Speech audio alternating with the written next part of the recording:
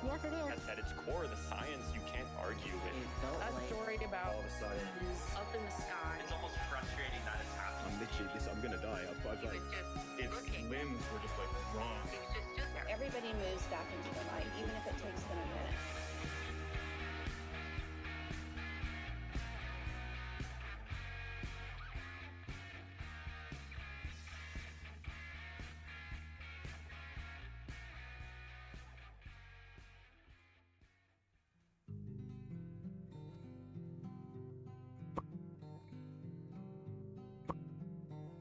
Hi, my name is Alexis. I am 34. I am an event producer and a drag performer and currently live in Portland, Oregon with my partner and my 2 cats, Ouija and Lemmy. I grew up in Orange County, California, specifically Laguna Niguel. It was a brand new tract home with white picket fence, ocean blue carpeting, 2 stories with a beautiful garden in the backyard that kind of butted up to a steep hill with walking trails. I was an only child, so I definitely was left to my own devices a lot of times. I spent a lot of time with my maternal grandmother, who's an artist, but otherwise a lot of time just kind of playing by myself. My dad was a senior deputy coroner investigator for the Orange County Sheriff's Department. So as a kid, my understanding of that was he goes out and finds dead bodies. And his specialty was solving unidentified or John or Jane Doe cases. And he was always really good with computers, building them from scratch in his free time. And so he was essentially the IT department before they had an IT department. And he went on to create the John and Jane Doe online database because there wasn't a way for other counties or states to quickly cross-reference, if somebody went missing in one state and they found, an unidentified body in another state. So this way they could kind of communicate with each other, or even within the same state. And they even did a KCAL 9 special on him in, I think it was like 1999 or 2000, called Detective of Death, which I thought was really funny when I was a kid. He had a really great sense of humor. He also taught classes at the Coroner's Academy there on identification. And he would be talking about tissue samples and walking around with a specimen jar in his hand, and while doing the lecture, reach into the jar and take a bite. It was full of beef jerky, of course, not actual human flesh. That was kind of his personality. But I know it was really draining on him. The investigators are usually the ones who have to go in and tell families that their loved ones are deceased, and doing that day in and day out definitely takes a toll. I know he would take like 2 showers a day just to wash off kind of the smell of death. I didn't realize at the time that because of that anxiety and stress, he was a really high-functioning alcoholic, but that definitely came into play later on in our life. And then my mom was a night shift ER nurse, so kind of between the 2 of them at the dinner table, lots of times it would be like, "How was your day, honey?" and talking about brains being splattered on the ceiling, or some kind of weird metal object stuck in somebody's orifices, and that was just kind of normal for me, so I didn't really know any different. My parents were not religious, and we were definitely like a X-Files household, because this is, early 90s. Watched a lot of horror movies and sci-fi, also like ER and Law and Order, which I thought was funny considering that was basically their jobs. So they would get off work and then watch what they just did all day. As I got older, when I was like in middle school, my parents got divorced when I was 10, and my dad was teaching. He would sometimes ask my opinion on slides, and it was like, oh, should I use this picture or this picture? And it's a picture of like a woman decomposing in a bathtub, and it's like, Dad, I know this is normal for you, but probably appropriate to show to like an 11-year-old. Like, it's one thing to hear about something because, you know, again, we watched a lot of horror movies growing up, and so you can kind of distance yourself from that. But if you're seeing like crime scene photos, actual crime scene photos, it's not special effects. You know, it's not, I mean, you know that that's not real, but when you see real pictures, when you smell the smells, it becomes more real. And also just the heaviness of it. Like I was saying, you know, it definitely affected my dad in a pretty significant way. Just the heaviness of having to tell people that, you know, your brother, your mom, husband, somebody is gone. And sometimes it was by their own hand. Sometimes it was an accident. So feeling that kind of like secondhand heaviness definitely made it more real. And, you know, ultimately, my dad died from alcohol-related issues at 52. So he was really young, but he just, you know, couldn't shake it. And it's a lot for somebody to deal with. I guess, like, since I had a handful of pretty impactful kind of paranormal things that happened to me when I was a kid, that really stuck with me because both of the like kind of big things that happened right before my parents got divorced. So I feel like the house was pretty charged at that time. And then after my parents got divorced, my mom moved up to Lake Arrowhead to kind of run away. And my dad moved in with my grandparents, his parents. And my mom continued to be a nurse, but she kind of moved more into admin rather than bedside nursing, which was good for her. I think she needed a break. But my dad stayed at the coroner's office for several more years. And I, you know, going through middle school and high school, I kind of went back and forth between them after my mom had moved back to Orange County. And I have gone several times to the sheriff's department. You know, I would go visit or I would attend events and things like that. But as I got older, and especially as my dad's alcoholism got worse, I tried to spend more time at my mom's house, just because I grew up being really close to my dad, and it was hard to be around that. So when I graduated from high school, went to college, went to community college, and then I transferred up to Cal State Long Beach, and I was living out of the house at that point. And so my priorities had kind of shifted into my schooling. I went to school for creative nonfiction and poetry. And so I still saw my dad, but he unfortunately was forced to take early retirement because of his alcohol issues. And after that, his health went pretty downhill. So again, it was really hard for me to see him like that. So I had kind of distanced myself until he passed away in 2012. He had collapsed outside of the ATM and essentially had put himself into an alcohol-induced coma. And I was 21, and I had to be the one to kind of make a decision on what was going to happen with him.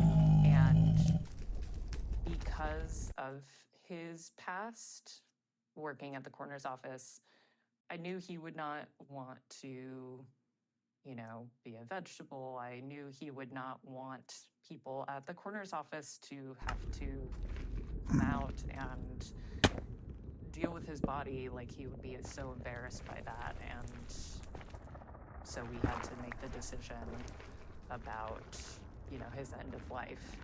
And it was something that was a long time coming, but it was also really sudden, and I'm still pretty young, and so that was really hard.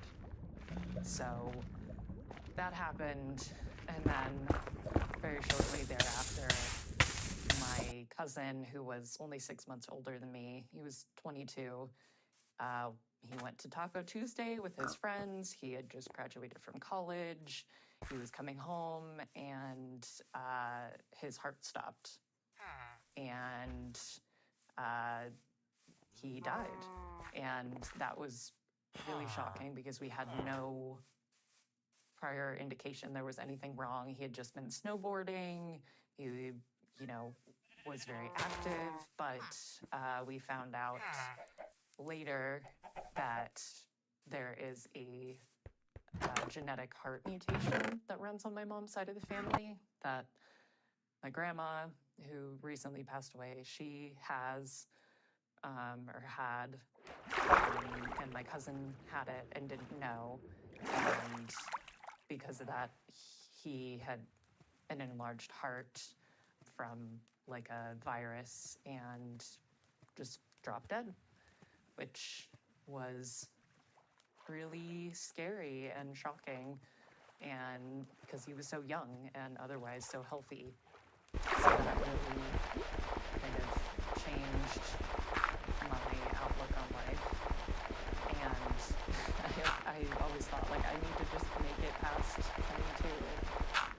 And I also have this genetic mutation, which I found out pretty recently. So nothing is guaranteed, and you just have to appreciate your life while you have it.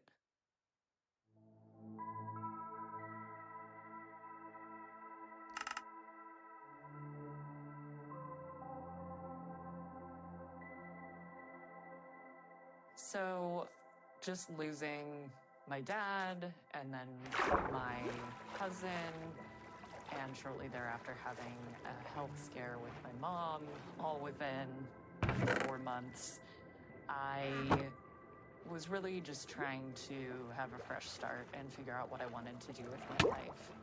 I found a online magazine that was hiring and essentially needed an everything person. So I was going to be helping write articles and work on a radio show and go to events up in LA and Orange County and San Diego.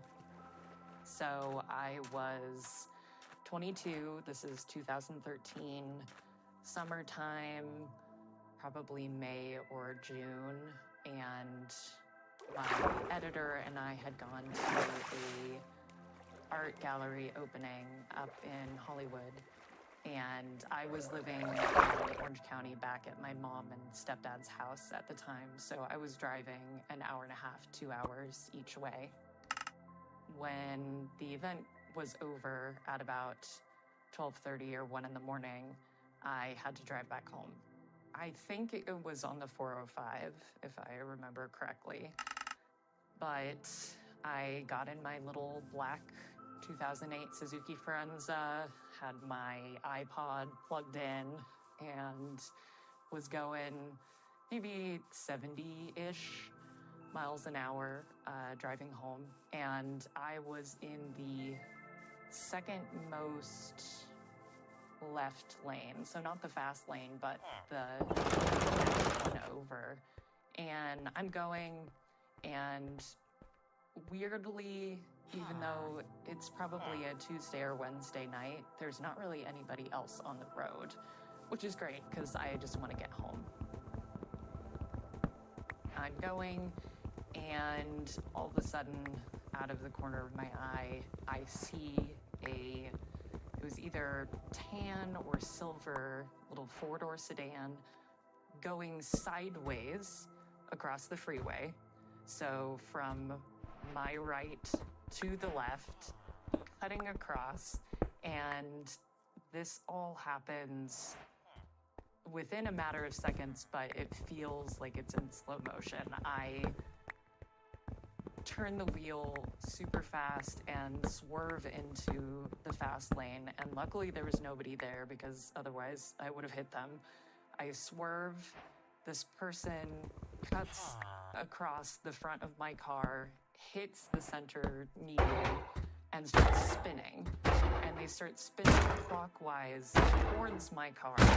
And there's a brief moment where I see the person inside the car, like I see their eyes. In that moment, my brain was just trying to process what is happening because when is there ever somebody driving sideways on the freeway or any street for that matter? And so there's the moment of kind of puzzling realization, like, wait, there's something traveling in front of my car going a perpendicular direction to where they should be going. I'm going 70 miles an hour, so regardless, if somebody had like swerved into my lane, I'd still have to slam on the brakes. And they hit the wall and they start spinning towards me in this counterclockwise way. And again, I don't know how quickly or how slowly this was happening, but it definitely felt like it was happening really slowly. Like I can see the car rotating towards me, and the way the light was, because it's, 12:30, 1 o'clock at night, there's a few overhead street lamps, but not super well lit. So I can only really see a silhouette of a person. I couldn't really see their face. I honestly don't even really know what they looked like, but I just saw kind of like reflection of their eyes for a second as they were spinning towards me counterclockwise, and kind of had this passing moment where I looked at them and I can see them looking back at me, and I can only imagine how terrifying that would be. I mean, it was terrifying for me being in that situation, and it just felt like a dream, but it was absolutely not a dream. I had not been drinking. There was no way that this wasn't real, but it felt like this should not be happening. And then seeing them spin so close to my car and just be a couple inches away, like I should have hit them, and I didn't. And them spinning off diagonally backwards towards the opposite side of the freeway and smashing against the wall. I just was in shock. I was frozen. I was maybe 5 inches away from dying.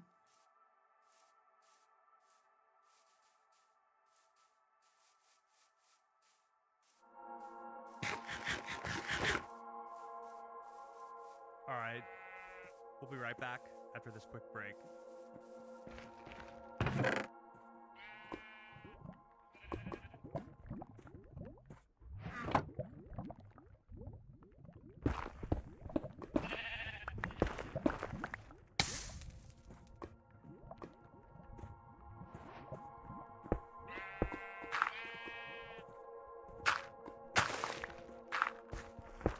I think if it was not fatal in that moment, they were definitely very critically injured because they were traveling.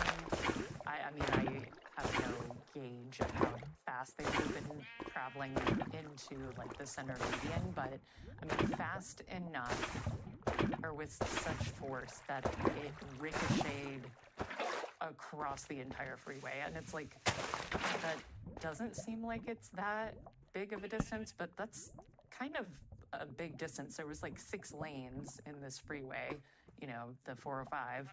So when they hit the center divider or the median and then spun away and then hit the opposite wall. It was like, it was kind of hard to see from that distance because they were kind of far away from me at that point. But I mean, definitely the way they hit was their passenger side smashed up against the wall, like perpendicular to the car. And so it was like that whole side was crunched in.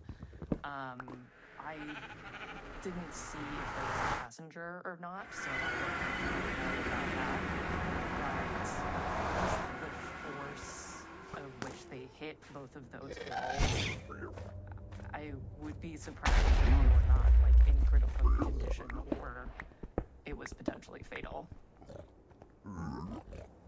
As soon as this happens, I pause for a few moments and I see somebody else pull up behind them and they're checking on them. So my thoughts are just like, I need to go home right now. There's that dark burning rubber smell just in my nose.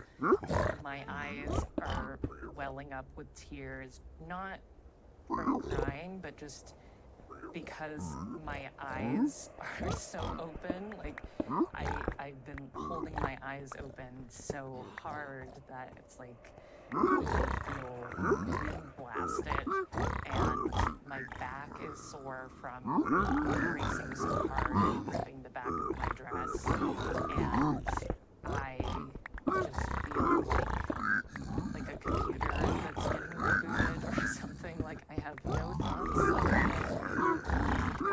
now.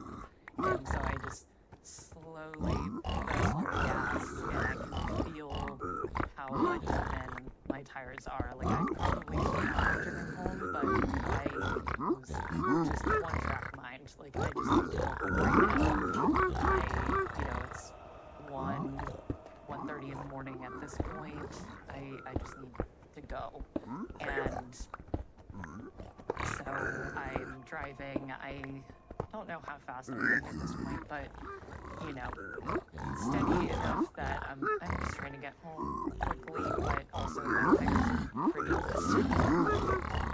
I'm going for, maybe 10 or 15 minutes and no music, no nothing, just staring straight ahead, just hoping for the best. Luckily, there's not really anybody else on the road at this point.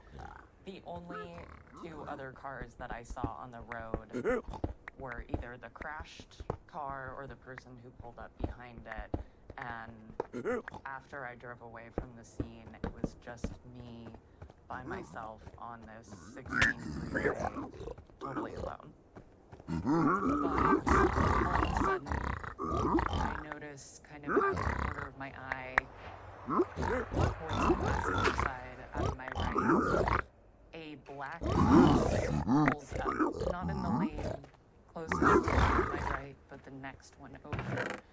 And it's kind of one of those, like, classic black hearses with, swirls on the side.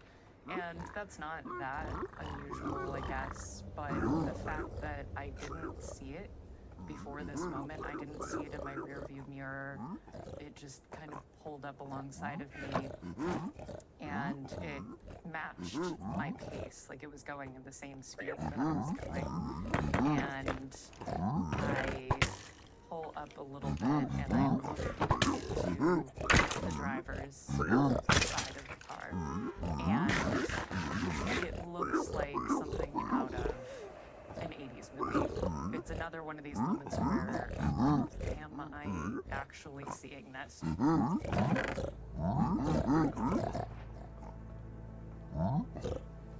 driver's side window is glowing neon green with this kind of fog emanating from it. And there's a figure in the driver's seat that is wearing a black hood, black gloves, and I turn to look at this figure and I'm staring at it for a few moments, and then it turns and looks at me, and and it has a skull face. Like, this is literally the Grim Reaper, and it's not a mask. The skull looked real. I mean, as somebody who has seen real human skulls in my life, again, it's, you know, laying over in a car, but texturally, you know, you can tell that it's like smooth but rounded, not like a mask would be flat. Texture looks like bone, not rubber. It's not like a rubber Halloween mask. And the sockets, if it was a mask and they were painted black, you would have the like reflection of the light off of like the gloss of the paint on the inside of the mask. But this, it was like the opposite of light, devoid of light. Almost like a velvet black, if that makes sense. More than anything else, I think what made it feel real and still makes it feel real to me is the feeling I got from this thing looking back at me. You know, it's chasing front and then turns and looks at me, and it's just this, even though there are no eyes there, it's like this glowing look, and the skull face, there's no emotion to it, but you can feel there's almost this like smugness about it, and that is what scared me. And I have this kind of sting in my chest, and you know, that rush of adrenaline of this thing looking at me, and the feeling of like, I almost got you. You could have been it. Like, this could have been it. And, like, I know, yes, it could have been a person in a costume or whatever. Like, people have hearses. I almost bought a hearse for myself when I was young. But at the same time, this is 1:30 in the morning, Tuesday or Wednesday night in like May or June. There's no reason that a person should be there at this time, especially with this glowing green light and weird fog coming out of the car. And I know the descriptor of saying it was like an 80s movie makes it seem less credible, but that's honestly what it felt like. Like in that moment, I was like, what? Like this seems like a scene out of this is like what it felt like. It was like this is too like artfully staged to be something that's happening in front of me right now, but it's really happening. That's what it felt like. Because this happened so quickly, I mean, this is probably a few seconds. All I really saw was just the face and then the way it was turned, because it's like his hands are on the steering wheel, all black with this black hood, and it's turning over its, I guess, left shoulder to look at me. I really only saw the face and then the hood, and then because of this like green light and smoke, those were the things that really stood out the most. Wait, I'm sorry to interrupt. Like, was this a guy in a costume, or was or were you seeing like? This was not a real. Yeah, this is not a guy in a costume. Like, I am a performer, so I know what costumes look like, and also being someone who was like obsessed with Halloween since I was a little kid, like I have seen my fair share of, you know, skeleton costumes or skull masks, and also I've seen real dead bodies and real skeletons. I know what that looks like, and I mean, if you close your eyes and what the Grim Reaper looks like that is what I saw. And, you know, like, your natural inclination when you see a cool road is to look into the driver's window and be like, oh, who's driving that car? Who's driving this hearse in the middle of the night on the freeway that just appeared? And not only was it the Grim Reaper, or, you know, something that looked just like what you would imagine a Grim Reaper, but also there's this glowing green stuff in the car that if you were a person, you would not be able to see or breathe with the amount of smoke that was in there. I mean, it wasn't like, you know, a cool ambiance light. It was like if you had a fog machine, like an industrial fog machine in your car, and, you know, was blasting it, you know, full amount, and there's a glowing green light in there, and you're driving. Like, I don't think that's something that a person would do, or if you were a person, I do not think that you would get very far, or driving on the freeway, you know, 60 plus miles an hour. Probably not great. After I have that moment where I'm looking into the car and this figure is looking back at me, I speed up. You know, I may be looking for like 5 or 10 seconds, and I speed up because I just want to move past this. You know, I have this really intense feeling looking at this skull figure, and I need to go. And so I speed up, and I am watching the hearse in my rear view mirror. I can see the figure still with like both hands on the steering wheel, the skull face, the glowing green, and this kind of fog that's filling up the front part of the car in the windshield. And I look back, and then I look back into the rear view, and, you know, a few moments had passed, but then the car was gone. It just was there one moment, and then it was gone. It wasn't behind me. It wasn't in any of the lanes on either side of me. It was just gone. And it was not close enough to an exit that somebody could have gotten off an exit. There was no exit nearby, so it was just gone. This was probably the most intense thing that has happened to me personally. I think I've been through a lot of intense things with other people, but as far as something happening to me personally, this by far was and continues to be the most intense and definitely the closest I've ever been to a really dangerous situation. I have never had any kind of hallucinations. I've never seen anything like that before or since. I was completely sober and very lucid when this happened. I obviously made it home, but I remember I just kind of put myself to bed. I was so kind of just drained. I feel like the best word was just drained. Like I had nothing left in me.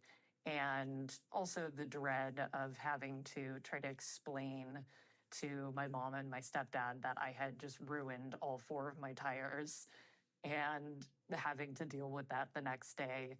I did not tell them about what had happened with this like hearse skull Grim Reaper figure. I mean, I told them about the accident, but, you know, I didn't know if they would believe me. And so, yeah, I just went to bed and then had to try to deal with the car the next day. I don't think that, like, the Grim Reaper is a real entity or being. I feel like it was more so like an omen. Because to me, it's like, I don't know. I mean, maybe it was somebody kind of shepherding the spirit of that other person away, like Yo. if they did die in that moment. But to me, what it felt like was more of a warning. Like, this could have been you. This could have been really bad. This could have been the end, is what I felt in that moment when this figure was staring back at me. And it was definitely just kind of confirmation that there is something else out there. Yeah. But also, even though it was scary in the moment, kind of felt like maybe someone was looking out for me, because, you know, this car was only a couple inches away from me when it was spinning towards me.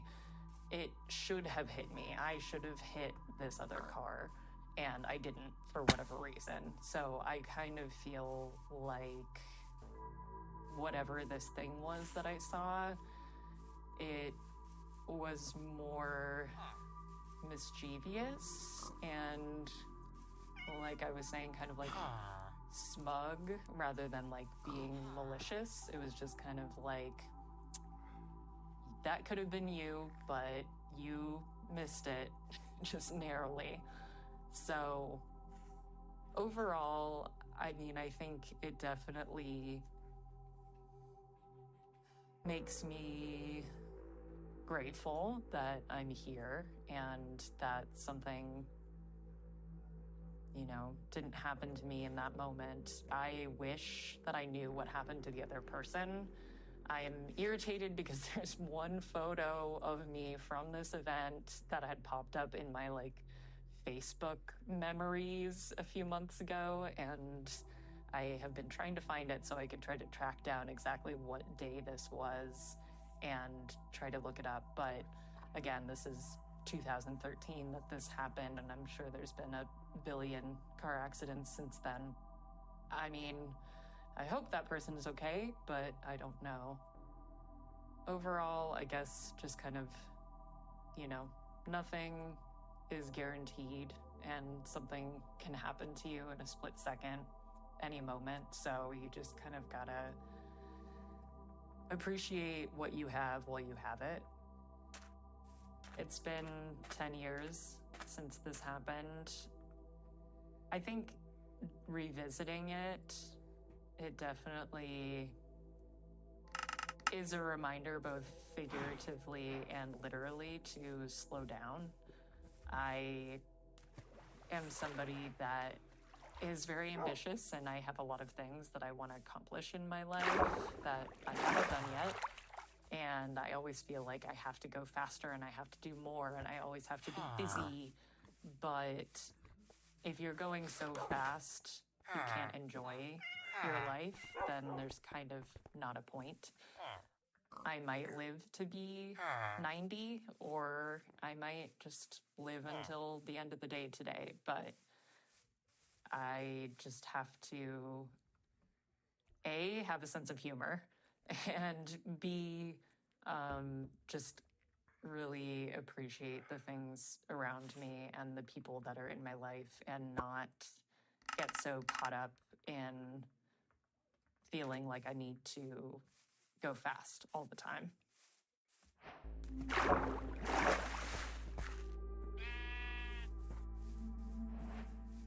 All right, thank you to Alexis for sharing her story.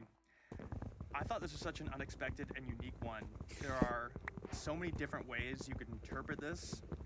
I joked around with her a bit after the interview about how funny it is that the Grim Reaper, if it is a literal being that exists, can drive a car.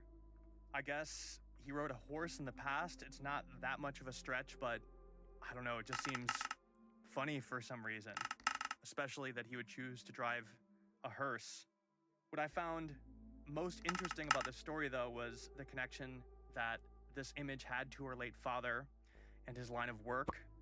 Like I said, there are so many ways to interpret this story, but maybe whatever this thing is manifests itself in a familiar form.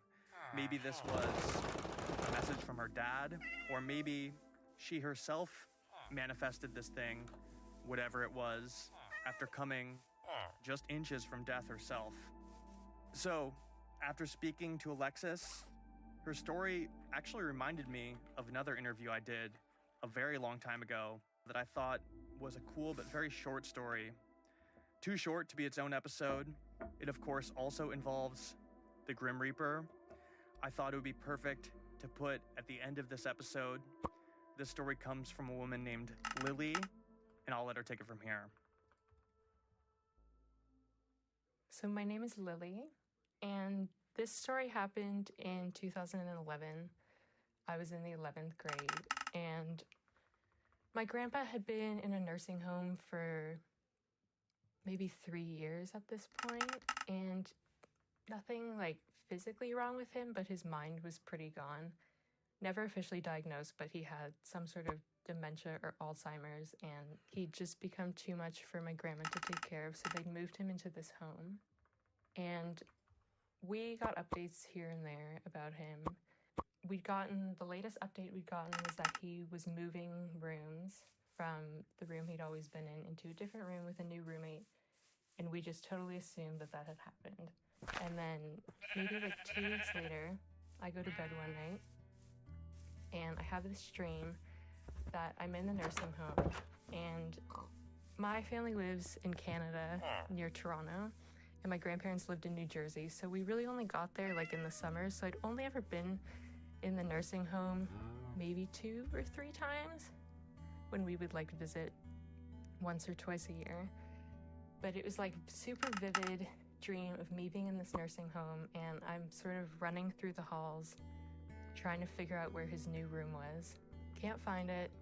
I stop this nurse and I'm like, hey, I'm here to see my grandpa, and he had moved rooms and I'm not sure where his new room is. Could you lead me to his new room? And she just sort of goes, oh no, he never moved rooms. He's where he's always been.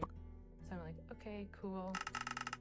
Start walking through the nursing home again towards where I knew his room was. And his room was sort of at the end of a hallway, like the door. And on the right side of the hallway, there was like 4 sort of waiting room chairs.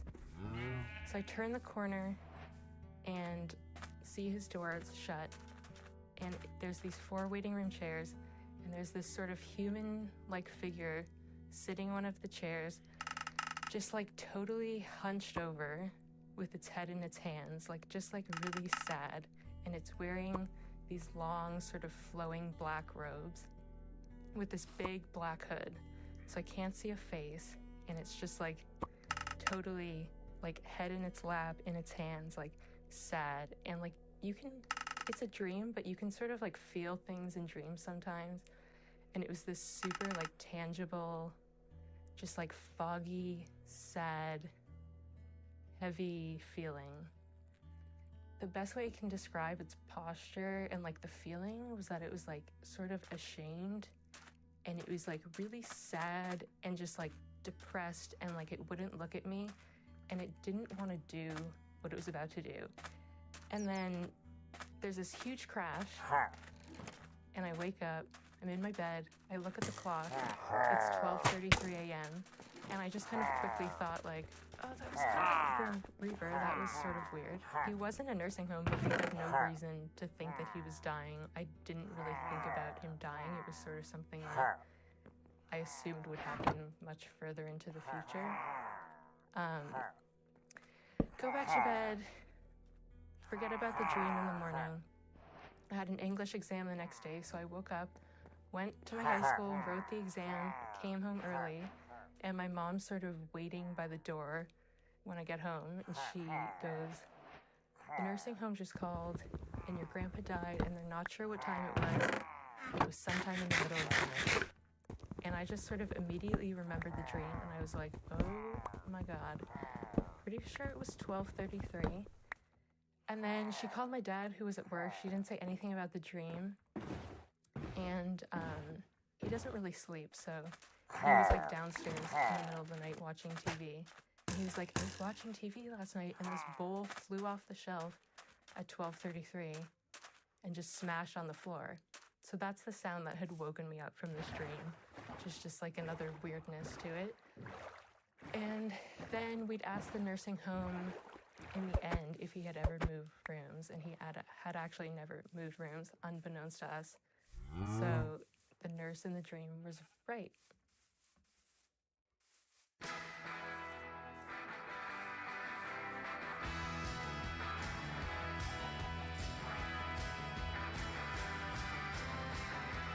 All right, thank you to Alexis and Lily for sharing their stories. Like I said in the intro, I've sort of just heard about people encountering a cloaked black figure in hospitals and generally places that are near death for quite some time. We are always looking for new stories. So whenever I put out an episode about a new topic, I'm hoping it comes up some emails from people who have experienced something similar. If you have one of your own, you could send it to stories@otherworldpod.com. Thank you once again to Alexis and Lily for these stories. This has been episode 120. The title is The Final Visitor, and you've been listening to Otherworld. Otherworld is executive produced and hosted by myself, Jack Wagner. Our theme song is by Cloverman. The soundtrack of this episode is by Juice Jackal and North Americans. The song you're hearing right now is Blood Barons by Crystal Stilts. This episode was edited and engineered by Theo Schaefer. Our associate producers are Nikki Kate Delgado and Haley Pearson. Our artwork is by Cul-de-sac Studios. If you want to hear bonus episodes of Otherworld, become a patron at patreon.com/otherworld. Our social media is @otherworldpod. Please show us your support by subscribing, leaving a 5-star review, and telling your friends about the show. Thank you to the team at Odyssey. Leah Reese-Dennis, Rob Morandi, Eric Donnelly, Maura Curran, Kate Rose, Colin Gaynor, Michael LeVay, Josephina Francis, and Hillary Schuff. Follow and listen to Otherworld now for free on the Odyssey app or wherever you get your podcasts. And finally, if you or somebody you know has experienced something paranormal, supernatural, or unexplained, you could send us your story at stories@otherworldpod.com.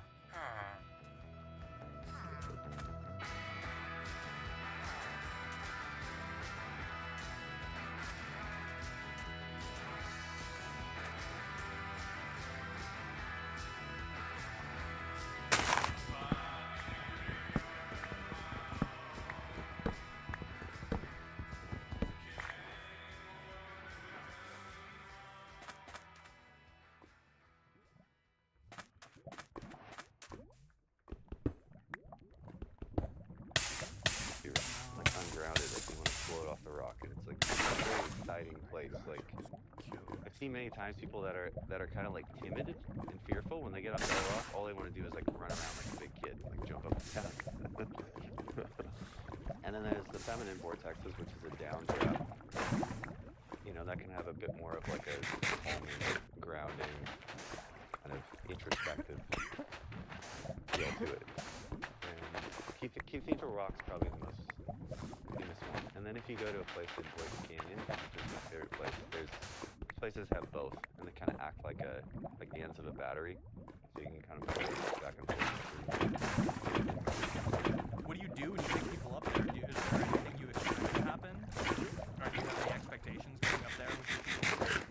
So whenever I do a tour, I always tune in to see where the best place to take the person is, and so every experience is a little bit different. Not I always would bring my guitar, and then I would play and sing and kind of channel the moment, per se. Are there any patterns of stuff that happens to people up on those rocks, or does this kind of stand out? I tell you this, there's a certain kind of person that, how do I put this?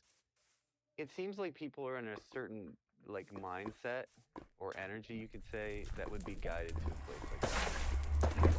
Because I've spent a lot of time just like hanging out with vortexes, and you meet people who are really open. People just seem so happy and open, and that kind of like normal shield we have in the city. Like that's drops because it's almost like the whole environment, the whole group feels really magical. Like it's a fresh bed that is ready to, yeah, it's ready to sprout magic there. I don't know if that helps. Well, he had like a pretty profound experience, you know, and he was not going into it taking it very seriously. He said that you like strummed your guitar twice, and then all of a sudden he starts seeing things, and it was like he was almost transported into a different dimension. Is that normal? I wouldn't say that exact thing happens to people often, you know. That's definitely a more bigger jump. Yeah. I'd say that's a bigger jump than most people have, yeah. No, I figured. Yeah. 2 seconds into a meditation, you know, like. Well, it was pretty crazy for him because I just met them. I just met them, and we went from the parking lot, and I knew I wanted to take them to this place called Baby Bell, which is very, very small and right next to the parking lot. We probably took a 5-minute walk, and they took some footage, and then we went to the top, and this was just me kind of, you know, like I said, channeling a moment. I said, oh, let's all form a circle. And then this is very specific. I was like, we should face outwards, and then we should all clap and yell. Is this like, were you making this up on the fly, or is this something you normally do with people? I make everything up on the fly, man. Really? That's why I kind of gave the preface about following intuition and having full trust in the way it feels and like what I'm guided by how it feels. To me, like I knew that's like what I don't want to say supposed to and put air quotes, like, you know, that was my part in it. I knew that was my part in it. As it was happening, I don't know why. And when we did that, we clapped and I was like, huh, something just happened. And then that's when he told me days later, oh, by the way, I like left my body and like flew into the rocks and saw a bunch of blue beams. And I was like, Sedona. That's crazy. What do you think when he told you that? I mean, I think that's really beautiful to be opened up to that. Like, I guess I can't really comprehend like how profound that is for him. I can only like equate it to my own experiences.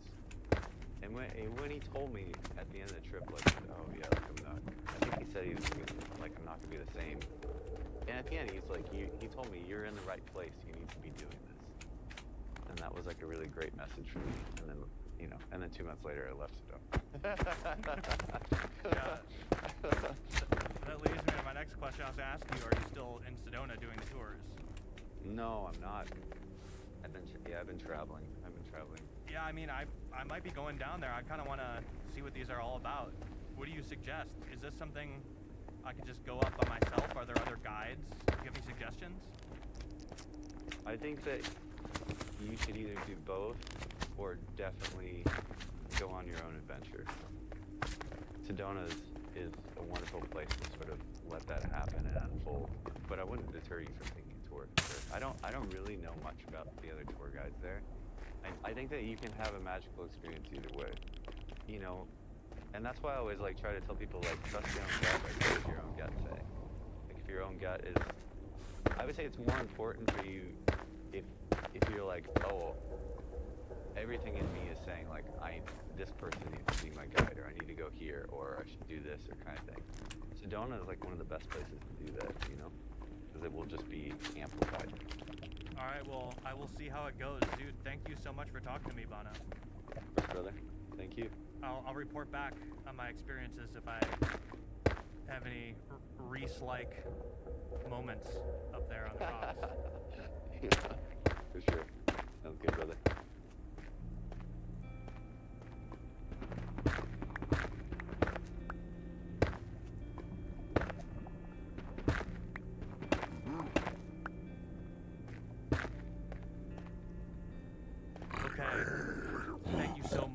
To Reese and also Bana for speaking to me for this episode. You know, I was originally planning on going to Sedona myself to explore these vortexes as part of the episode. I ended up getting a little too busy over here, but I am hoping to to go there someday soon to do an entire episode on the vortexes because I think this whole thing is so interesting. I think it would be amazing to do an episode in Sedona in general. That being said, I feel like Fauna would tell me that I'll end up going to Sedona and seeing the vortexes when the time comes where it's meant to happen. Until then, this has been episode 1, the vortex. The World is produced and hosted by myself, Jack Wagner. Our theme song is by Pokemon. The soundtrack for this episode is by Juice Jackal and the Americans. This episode is edited by Theo Krantz and engineered by Theo Schaefer. Our associate producers are Nikki K. Delgado and Haley Pearson. Our artwork is by Sack Studios. If you want to hear bonus episodes of The World, you can become a patron at patreon.com/otherworld. Please show us your support by subscribing, leaving a 5-star review, and telling your friends about the show. Our social media is at OtherworldPod. Thank you to Odyssey, Leah Reese-Dennis, Rob Morandi, Eric Donnelly, Laura Curran, Kate Rose, Colin Gaynor, Michael Levy, Christina Francis, and follow and listen to Otherworld now for free on the Odyssey app or wherever you get your podcasts. And finally, if you or somebody you know has experienced paranormal, supernatural, or unexplained, you can send us your story at stories@otherworldpod.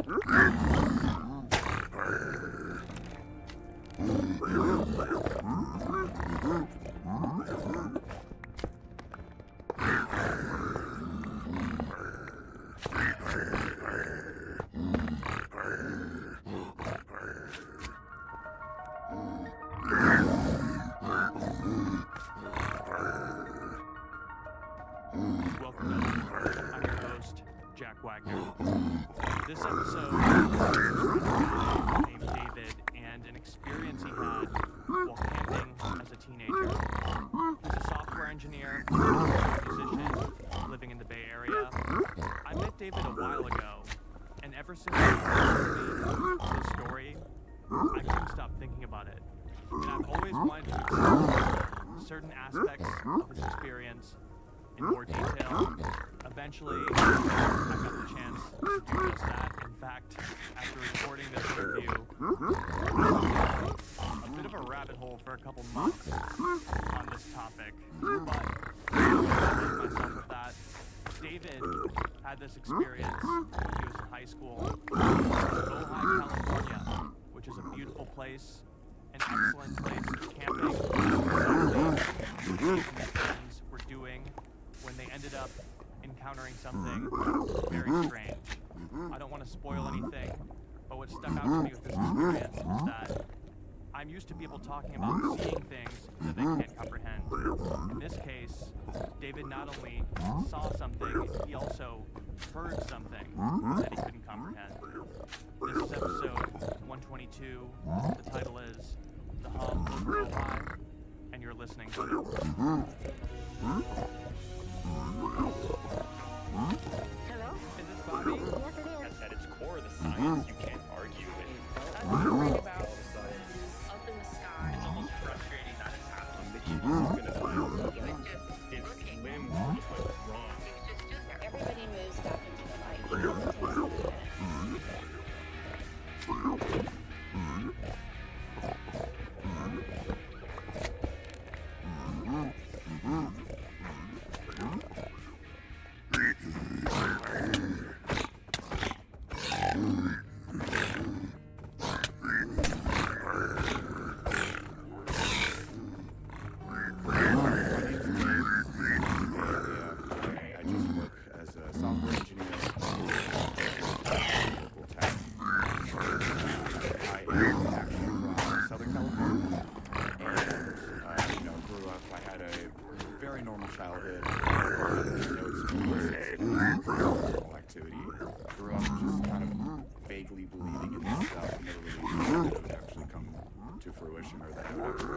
takes a minute.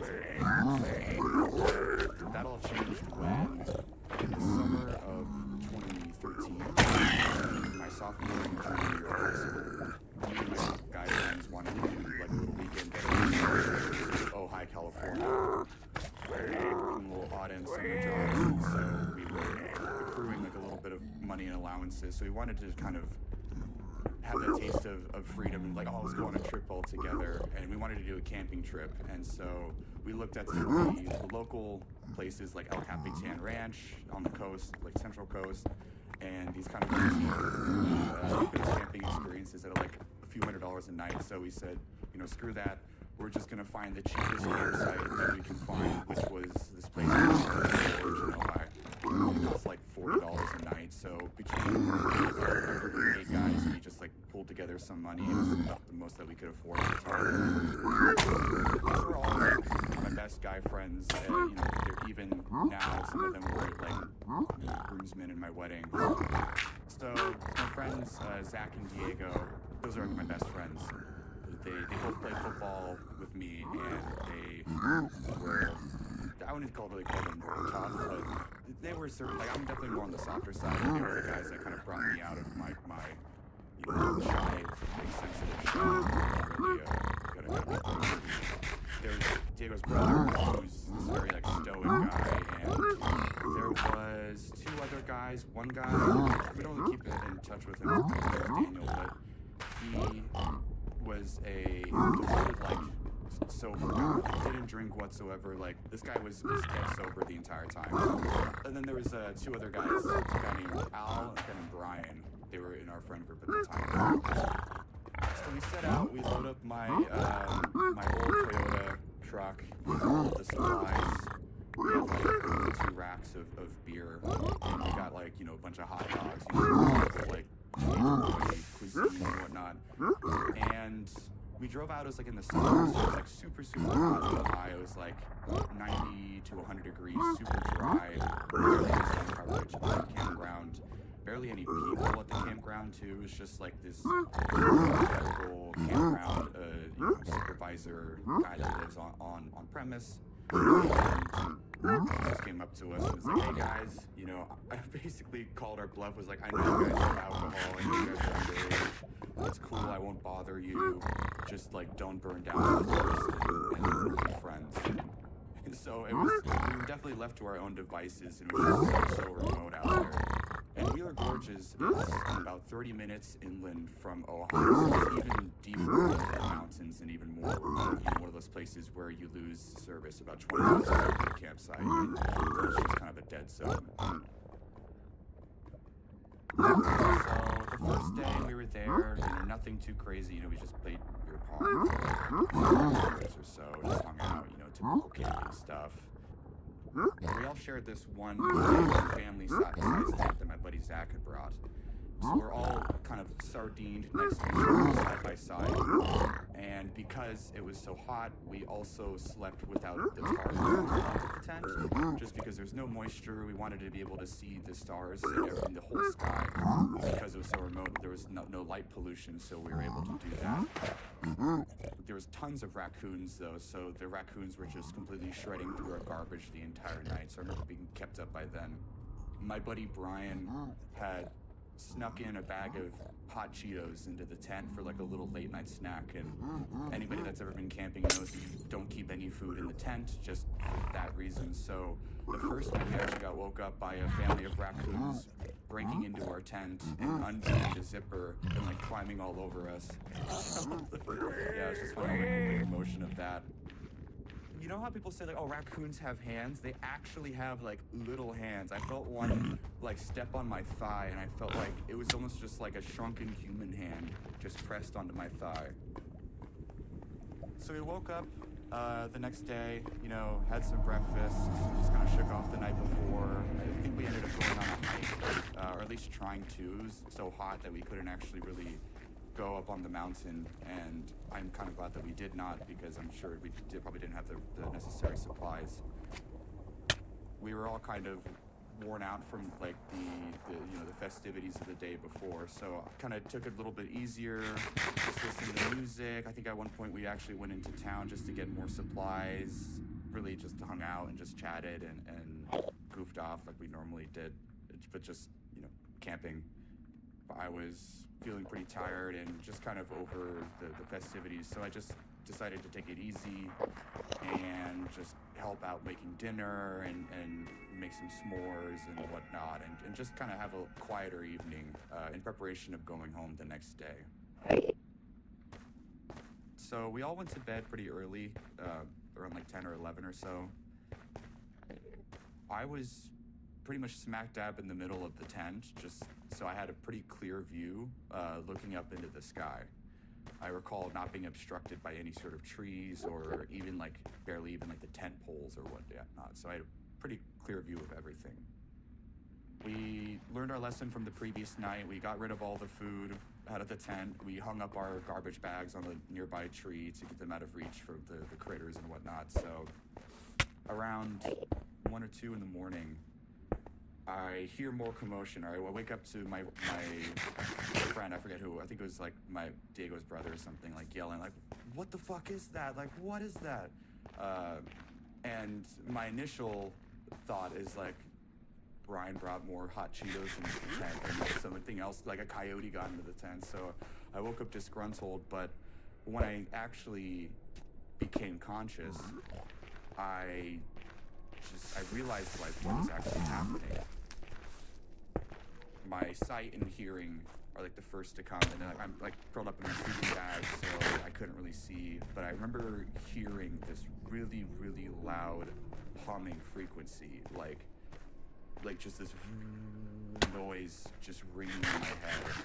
And one thing that I recall about this was that it wasn't like a loud volume like you'd hear at like a concert or whatnot. It like an artificially loud volume. It was like my entire body and skeleton was just resonating with this frequency. It was incredibly loud. It was so loud it was inescapable. You couldn't plug your ears to get away from it. But it wasn't like a splitting loud concert sound. Like I'm a musician, I play live all the time. Our band, being in a metal band, we're pretty loud, and so we wear ear protection, so like super loud, ear-ringing volume. But this didn't really have the same characteristics. This was something that permeated my skull. I don't feel my teeth rattling in my head, and this loud, humming noise. You could try to plug your ears with your fingers, and then you can the hum comes out of your head, inside of your head, as opposed to this directional sound. It's almost like it is from inside of your body and then spreading out of your body. You just can't get it. And so I kind of wiped my eyes and looked up and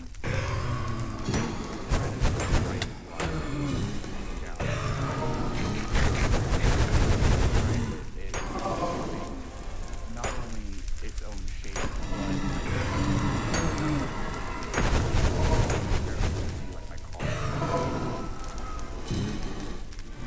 but whenever you come out of like an operation, and you have those, it's like scattered lining the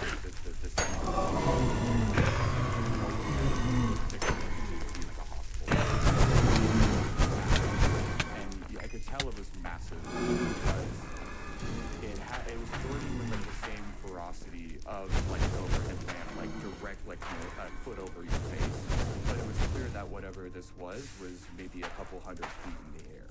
So just tons and tons of light, like bright, hot, yellow light beaming down on us.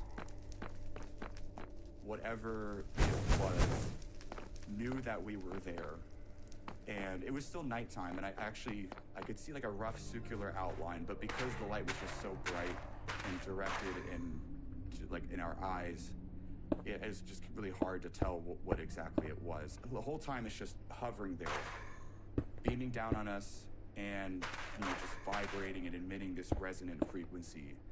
And I recall after everybody woke up, it was just very silent.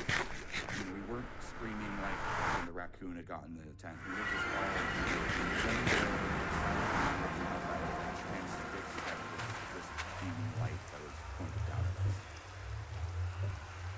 I didn't recall feeling this way, but one of my friends on the trip had said that he felt like almost hypnotized by it, like he was like it was like pulling him up and like he was floating, though obviously nobody left the ground, but just like the feeling like his energy was being like pulled upwards. I could see, just because of like the blocking out of like the stars and the constellations, that it was probably the length of like a school bus, I would say. So it was quite large, but it was a circle too. That's another kind of thing that felt kind of incredulous, was that this particular craft kind of looked like a lot of the UFOs that I'd seen, you know, in media in my childhood. But it was unmistakably circular. It did not look like it was spinning or rotating. It just looked like it was like this static hovering object over us. It didn't look like it was tilting due to like balancing issues, you know, like a helicopter would. It was just perfectly static, floating in the air, like weightless basically, but it was massive. The lights seemed to take up most of, if not all of the surface area of the underneath of the craft, which I assume what we were looking at was the underneath of the craft. But again, just due to the bright directional lights, I could only really make out just the general shape and the size of it. It looked to be pure black. Now, whether it was the material was black or it was, you know, refracting the light around it, like almost like cloaking, who's to say? It looked like solid material. It didn't have any sort of shine like metal would. Almost like there's this artificial color black called Vanta black.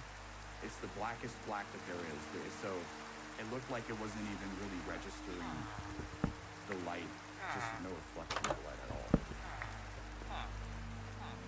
I remember feeling just like a huge knot in my chest of dread, like not knowing what it was going to do, whether or not we were going to be okay.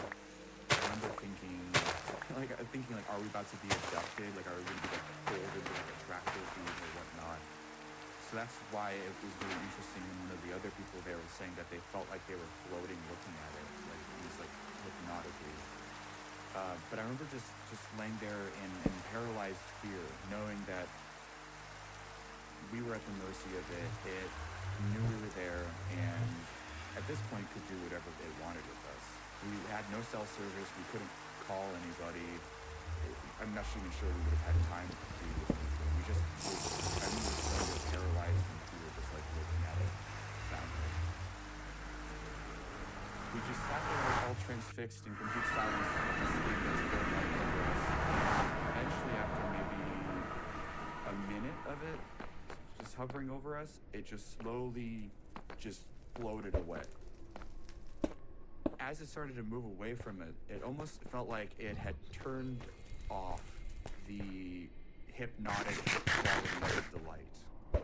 It noticeably got quieter immediately as it started to move. So it was almost like it was beaming something at us, and then once when it deemed whatever it was doing, like the task to be complete, then it turned off the hypnotic feeling of what it was doing.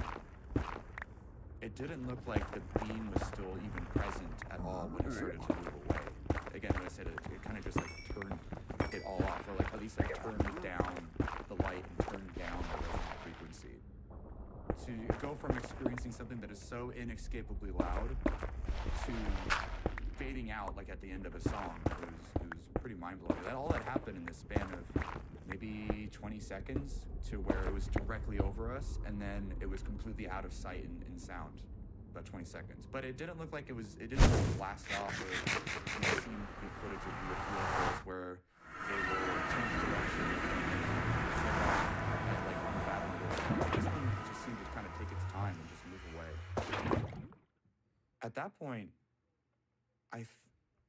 as crazy as it is to say, but I think we all just kind of went back to sleep We all like made sure everyone was okay. The guy that brought the hot Cheetos into the tent slept through this whole thing. I don't know how he did, but he at that point I think he'd woken up and just like, what? Like, what was happening, you guys? I heard something going on, which is absurd.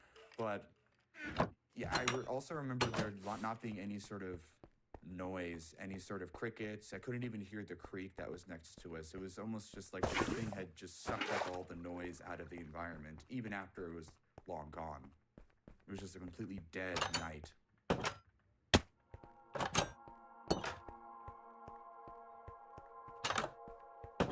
All right, we'll be right back after this quick break.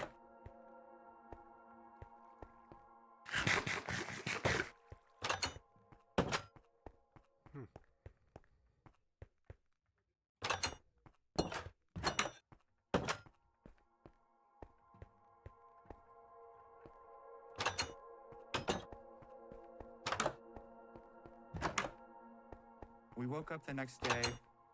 Everything was where it was in the campgrounds. Like nothing was blown away or out of the ordinary. You know, our cars were still there. I even noticed that the trash bag that we hung up had been completely untouched by any sort of wildlife. When the previous night we had tied up the trash can and the raccoons had torn it to shreds. So it wasn't like we had done a spectacular job of tidying up, but just whatever. Yeah, nothing was disturbed at our campgrounds. It was almost like there wasn't even any wildlife around us in the first place. I was anticipating some sort of ear ringing. Like, you know, I was fortunate enough to have a childhood where my parents really valued like music and live music, and so they took me to concerts all the time when I was a kid. And the next day after a show, my ears would always be ringing. You know, we didn't wear earplugs at the time, so ears would always be ringing. No ear ringing in the ears whatsoever. It was almost like it never had happened. My hearing was perfectly fine. It should have been affected and impacted. I've noticed tinnitus from way quieter things, and yeah, this did not cause any sort of damage to my ears. We just silently packed up just all the gear and whatnot, and then we went home. We never really talked about it until like a few years later when we were all like hanging out at like a party or something like that, and then we were sharing stories and whatnot, and then one of the guys brought it up and said, guys, remember we saw that UFO on the camping trip in Ojai? And I just remember a kind of a hush falling over the friend group, which was uncharacteristic because myself and my friends are pretty loud, and when we're telling stories together, we're pretty boisterous and laughing and whatnot and like yelling over each other. So I just remember everybody just kind of exchanging glances as if to say, like, oh shoot, like you guys remember that too. It wasn't just me, it was a really sobering moment because I think all of us realized that what we had actually witnessed was actually reality. It was unexplainable, but it was certainly something that we had witnessed, and we could no longer, write it off as just a dream or something else that would be more easily explained. We never really got into the specifics of it. I think we were talked about, the noise and the lights and whatnot, and we all concurred that we had witnessed the same things.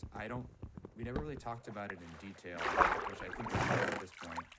But yeah, we definitely agreed on the overall details of the UFO. But I do remember one detail that my friend felt like he was having this out-of-body experience, especially when looking at the lights and hearing like the resonant frequency. But he just felt like his body was floating up. And then once when the aircraft started moving away and we were no longer like in its trance, he remembered like falling quickly back down to earth, almost like somebody dropped him from like 8 feet above and just he hit the ground. Like he said he could feel the force of his self like hitting the ground. I think it wasn't really awkward. I would say maybe the reason why we didn't really talk about it or address it was because I don't really think we're naturally superstitious people, or like I guess we weren't at the time either. I also think it's maybe just the tendencies of teenage guys to not really talk about things, especially pretty traumatic things like that. This encounter definitely did traumatize a couple of the guys that were also on the trip. I personally don't have any sort of resulting trauma from it, but it was never like discussed as like, wow, wasn't that crazy? Wasn't that cool? It was always yeah, that was really messed up. What was that? We don't really know what that was. Also, some of the guys on the trip were pretty religious at the time. I'm not personally religious. I've never really been religious at all. So witnessing that didn't really shake my belief systems, but I'd imagine that the guys who were pretty religious might have had trouble coping with it, really. I didn't tell my parents either. Had I told my parents, I don't think they would have believed me.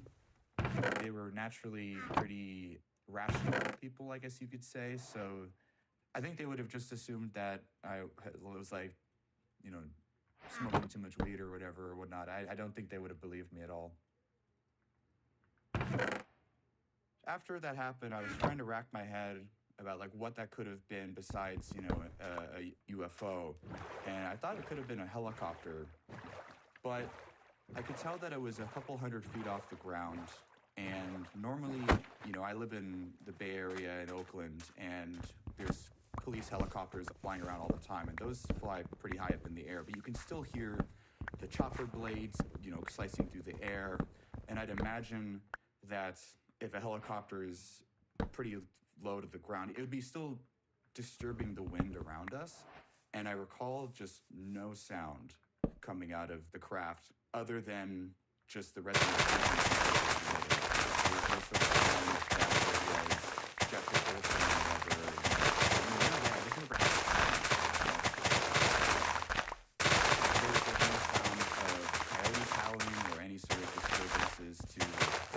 nature around us. It was a pretty rundown campsite, so it didn't have any really amenities. It barely had plumbing, just like some outhouses. So there's no machine or like a machinery around there or like construction happening. There's nothing that could actually really produce a noise like that, let alone a noise at that scale. And that's where this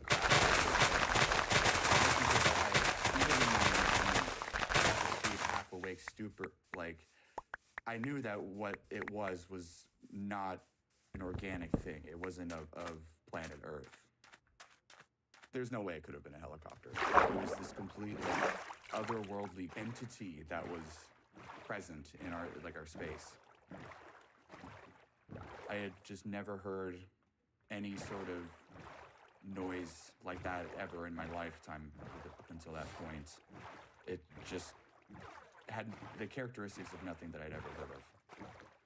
I'll never forget that noise. It's hard to describe, but I'll never forget that feeling of witnessing something that's just completely beyond the scope of my understanding, even now and as an adult, let alone as like a 16-year-old kid.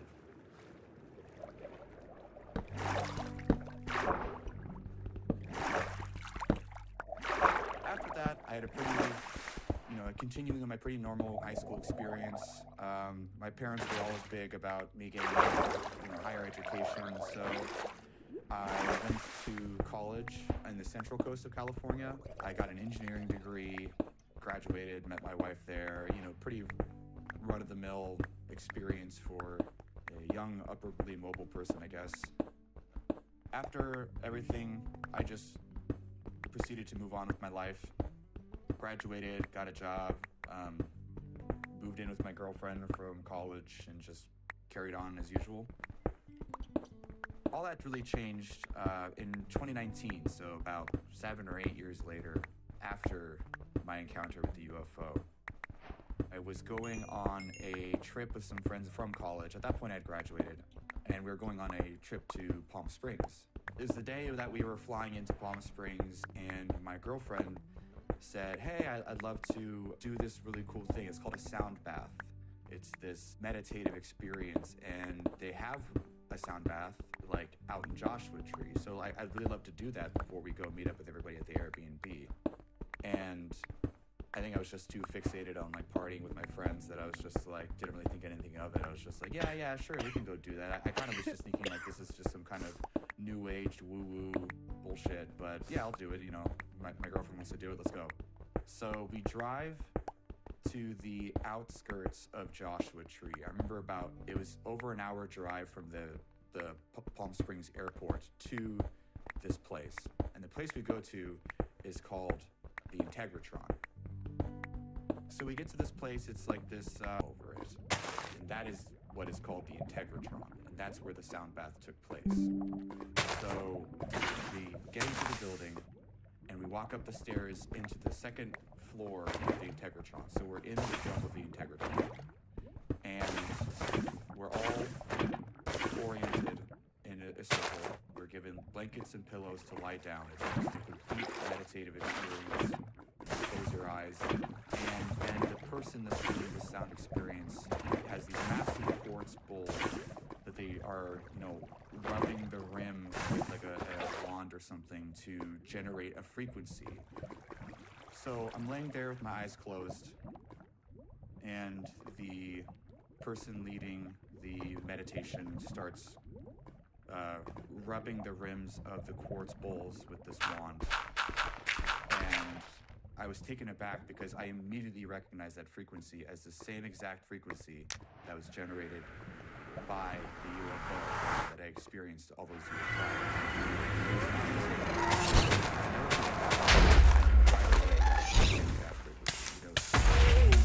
Exact sensation of feeling like the sound had like permeated my bones, my head. I could feel it in my spine, like rattling all of my joints. Another interesting detail about the Integratron is that it is acoustically perfect. So it's the parabolic nature of the dome makes it so that on the edges of the walls where we were all laying down is like the frequency hotspots. So the frequencies generated by the quartz bowls were being amplified off of the walls, and so that definitely contributed to the overall intensity of the frequency. After a while, almost again like anesthesia, I unknowingly just kind of slipped out of consciousness. I think it was the only time of my life that I've truly had an out-of-body experience where it felt like I was no longer in my physical vessel.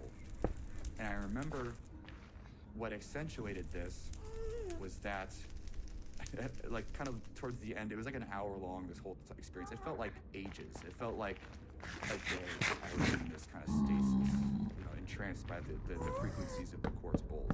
And I recall somebody else that was doing the sound bath, not part of our party, but just some other guy, had fallen asleep and then started like audibly like snoring. And the snore completely took me out of the experience.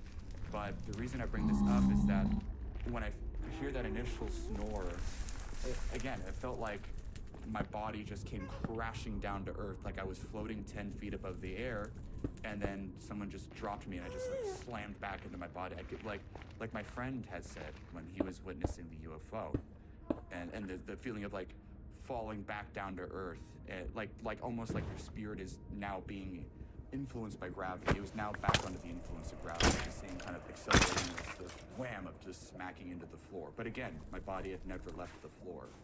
It was like truly transcendental. I'll never forget that feeling.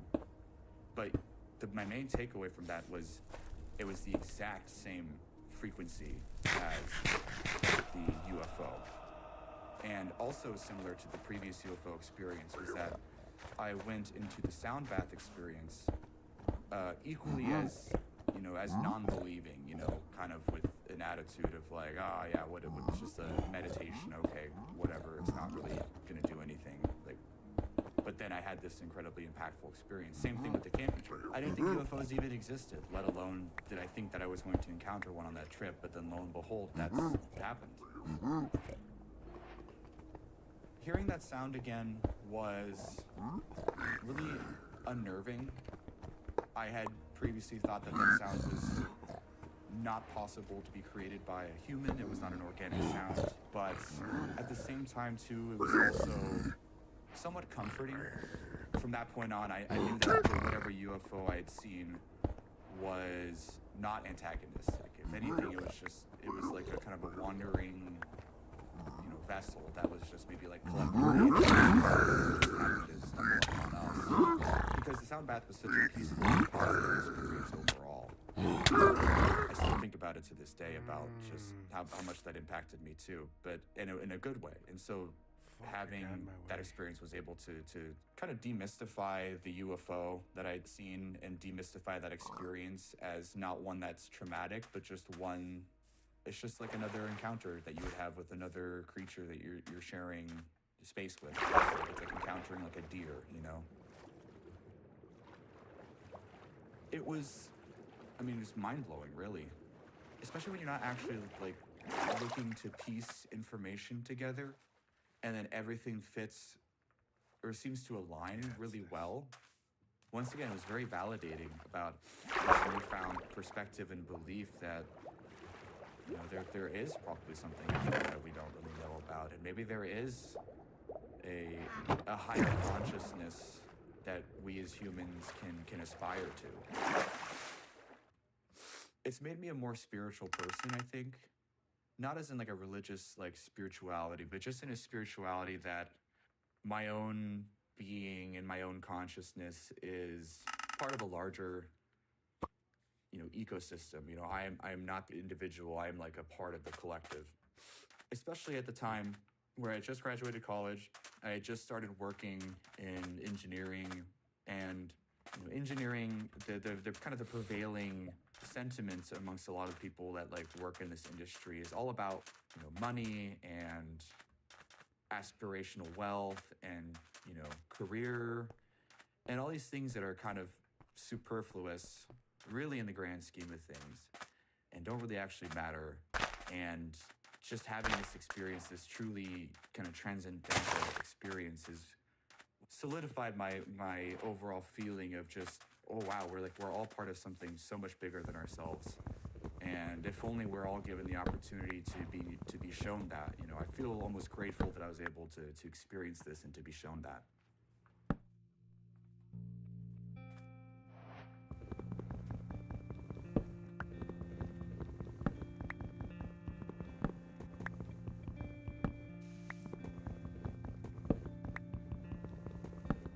All right, thank you to David for sharing his experience.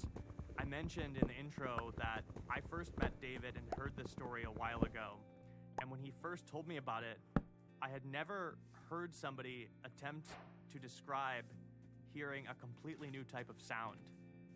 I was amazed and horrified trying to imagine the feeling of not only hearing this sound in your ears, but also in your body. The feeling of it resonating and reverberating throughout you. It helped that David is a musician and can recognize and describe the specific aspects of this sound and what made it so unique. Eventually I ended up interviewing somebody with a somewhat similar experience in an episode you've probably heard called Sawyer River Road. But at the time I spoke with David, I had never heard somebody describe something like this, and I thought it was so interesting. David's experience is quite different than the one in Sawyer River Road, especially because him and his friends also saw this craft up in the sky. However, what made me most fascinated by the story was that David eventually ends up being taken to this sound bath years later by his girlfriend at the time, and he hears this certain frequency that gives him flashbacks to the terrifying experience he had as a teenager. He told me that it was the first time he had heard a sound similar to this. And then after the sound bath, he learns that this place that they were at, the Integratron, is no ordinary building. It's a structure that was meticulously crafted by an aviation engineer named George Van Tassel, who claimed to have been given the plans for the building by an extraterrestrial. It turns out the Integratron was actually intended to be more of a machine than it was a building, even though it's now currently used to do these sound baths and other events. I wanted to learn more about this, so I set out to do exactly that. And in the next episode, I will be speaking to historian Daniel Paul about the Integratron and the life of George Van Tassel. I am so glad that I met Daniel. It turns out he actually wrote the National Register of Historic Places landmark application for the Integratron and is the expert on this building. Not only that, after a conversation with Daniel, he ended up setting me out on a bit of a side quest related to the life of George Van Tassel. A side quest that is currently ongoing in some ways. You'll be hearing about all of that very soon, so stay tuned for the next episode. For now, that brings us to the end of this one. Thank you once again to David for sharing his experience. This has been episode 122. The title is The Hum Over Ojai, and you've been listening to Otherworld. Otherworld is executive produced and hosted by myself, Jack Wagner. Our theme song is by Cobra Man. The soundtrack of this episode is by North Americans. This episode was edited by Theo Krantz and engineered by Theo Schaefer. Our associate producers are Nikki Kate Delgado and Haley Pearson. Our artwork is by Cul-de-sac Studios. If you want to hear bonus episodes of Otherworld, you can become a patron at patreon.com/otherworld. Please show us your support by subscribing, leaving a 5-star review, and telling your friends about the show. Our social media is at OtherworldPod. Thank you to the team at Odyssey: Leah Reese-Dennis, Rob Morandi, Eric Donnelly, Maura Curran, Kate Rose, Colin Gaynor, Michael LeVay, Josephina Francis, and Hillary Shutt. Follow and listen to Otherworld now for free on the Odyssey app or wherever you get your podcasts. And finally, if you or somebody you know has experienced something paranormal, supernatural, or unexplained, you can send us your story at stories@otherworldpod.com.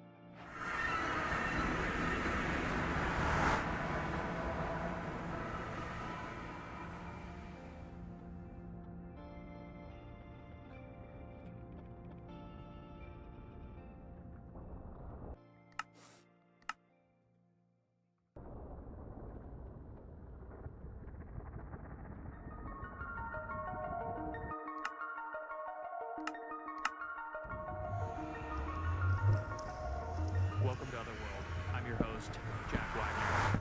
In the previous episode, we met a software engineer and musician named David, who was camping in Ojai, California as a teenager when he had a terrifying experience with a UFO above his tent. He described not only seeing this craft, but the craft making an incredibly loud humming sound that resonated throughout his entire body. He told me that he had never heard anything like it before, and he never heard anything like it after until years later when his girlfriend took him to a sound bath out in the desert near Joshua Tree at a place called the Integratron. During the sound bath, the frequencies of the glass bowls being rung in this acoustic dome resonated throughout his body and instantly gave David vivid flashbacks of this experience he had as a teenager. He told me that it was the first time he had ever heard anything slightly similar to the sound that this UFO made. And to make things weirder, when David left the sound bath, he learned that the building it was in was no ordinary building. It's called the Integratron, and it was built by an aerospace engineer named George Van Tassel, who claimed to have been given the instructions on how to build it by an extraterrestrial named Salganda. After the interview with David, I spent several months reaching out to the current owners of the Integratron in hopes of learning more about the history of the building. They declined.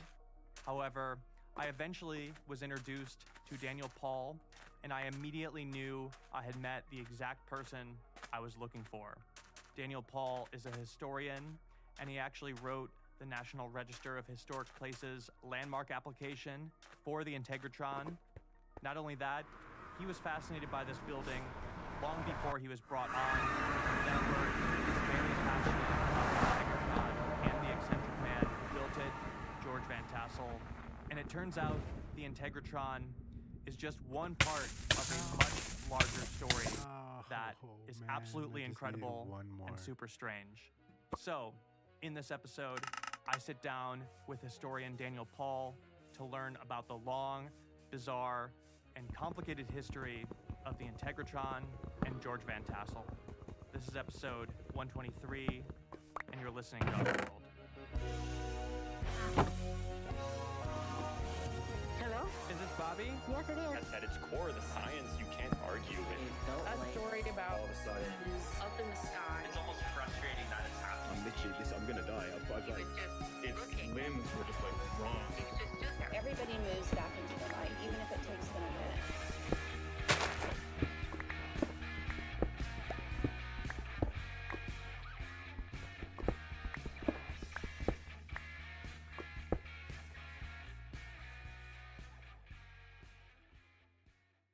I am joined now by Daniel Paul. He is an architectural historian and a man who knows a lot about a very specific building that we're going to be talking about today. Daniel, welcome to the show. Thank you for speaking to me. Hello, and thank you very much for having me. What is your background exactly? How did you end up becoming an expert, the expert on this building? You wrote the historical papers for the Integratron. Yes, I did. And so I'm an architectural historian. I have a master's in art history. My work as an architectural historian involves writing what I really call landmark applications. They could be for a city. I've done City of Los Angeles applications for the Capitol Records building in Hollywood, the entirety of Griffith Park in LA. So the family of these Paul sisters, they hired me to write a National Register of Historic Places landmark designation for the Integratron property. That allows it to be a protected property. It makes it harder to demolish, and it allows the property to use a more flexible building code here in California called the State Historical Building Code. So yes, as you mentioned, I did do all of the paperwork to complete the National Register of Historic Places application.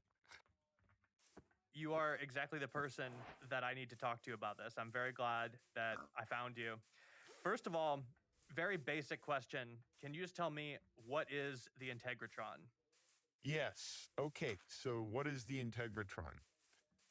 Well, the Integratron, if we look, let's start off with it physically, and then we'll talk a little bit about its intention and its purpose. The Integratron is located in a town called Landers. So this is what we call the high desert here in Southern California. It's near a town called Joshua Tree. And if you were to drive up on the Integratron, the first thing you would see is a large white dome. So the Integratron is basically a substantially scaled hemispherical dome structure, about 43 feet in diameter and 33 feet tall, with these 64 metal die rods, rods sticking off of it. So this is a very peculiar building to identify. So when you first see it, it looks like something from 1950 science fiction or outer space or some sort of stage set for something related to something very otherworldly. Originally, the Integratron was not called the Integratron. It was called the College of Universal Wisdom Research Laboratory. And the building was intended to be the primary building of a campus that was going to be about 10 acres, that was going to be focused upon information that George Van Tassel and others had received through channeling activity, and primarily information given to George and these others from what he called the space people, what are commonly called aliens. When I was working on the nomination, they preferred not to be called aliens, so I guess we could stick with space people or these entities. But in general, the Integratron was intended as a life extension, that through electrostatic, if the Integratron was to generate electricity, modulate it basically to a human cell as a way to keep the cell alive and to therefore extend human life. So this was intended as a life extension machine primarily. I mean, among some other uses that George Van Tassel talked about, but that was the primary purpose for the Integratron. Yes, and as a novice who just kind of heard about this place as somewhere nearby to where I live, you know, in Los Angeles, I always heard of it as, you know, this strange place that has a unique design and kind of like perfect acoustics almost. Is that true? Are the acoustics inside of this place remarkable in some way? Yes, they are. So it's essentially what we call a whispering gallery. It's a dome, so the acoustics in there are absolutely incredible, and it's that effect where if you say hello or anything, you sort of hear your own voice coming back at you in surround sound. Today in the Integratron building, they do sound baths where people lay down and they have various crystal bowls and they hit the bowl and, you know, rub the rim of the bowl and come up with these frequencies. So the acoustics in there are magnificent, and to the point where during these sound baths, if somebody's whispering something to their friend, or if they're falling asleep and snoring on one side of the Integratron, everybody could hear everything they're saying on the other side. That is fascinating. Okay, so I should catch you up a little bit on I interviewed a person who had an encounter with a UFO, essentially, in the Ojai area with their friends in high school, and saw this thing in the sky, of course. They were woken up to it. The remarkable thing for him was not what he saw, it was what he heard. He described hearing this sound that was like a resonant tone that shook his core, like literally like vibrated his bones, is how he was describing it to me. And he said it was an incredibly unique sound. He's never heard anything like it in his life.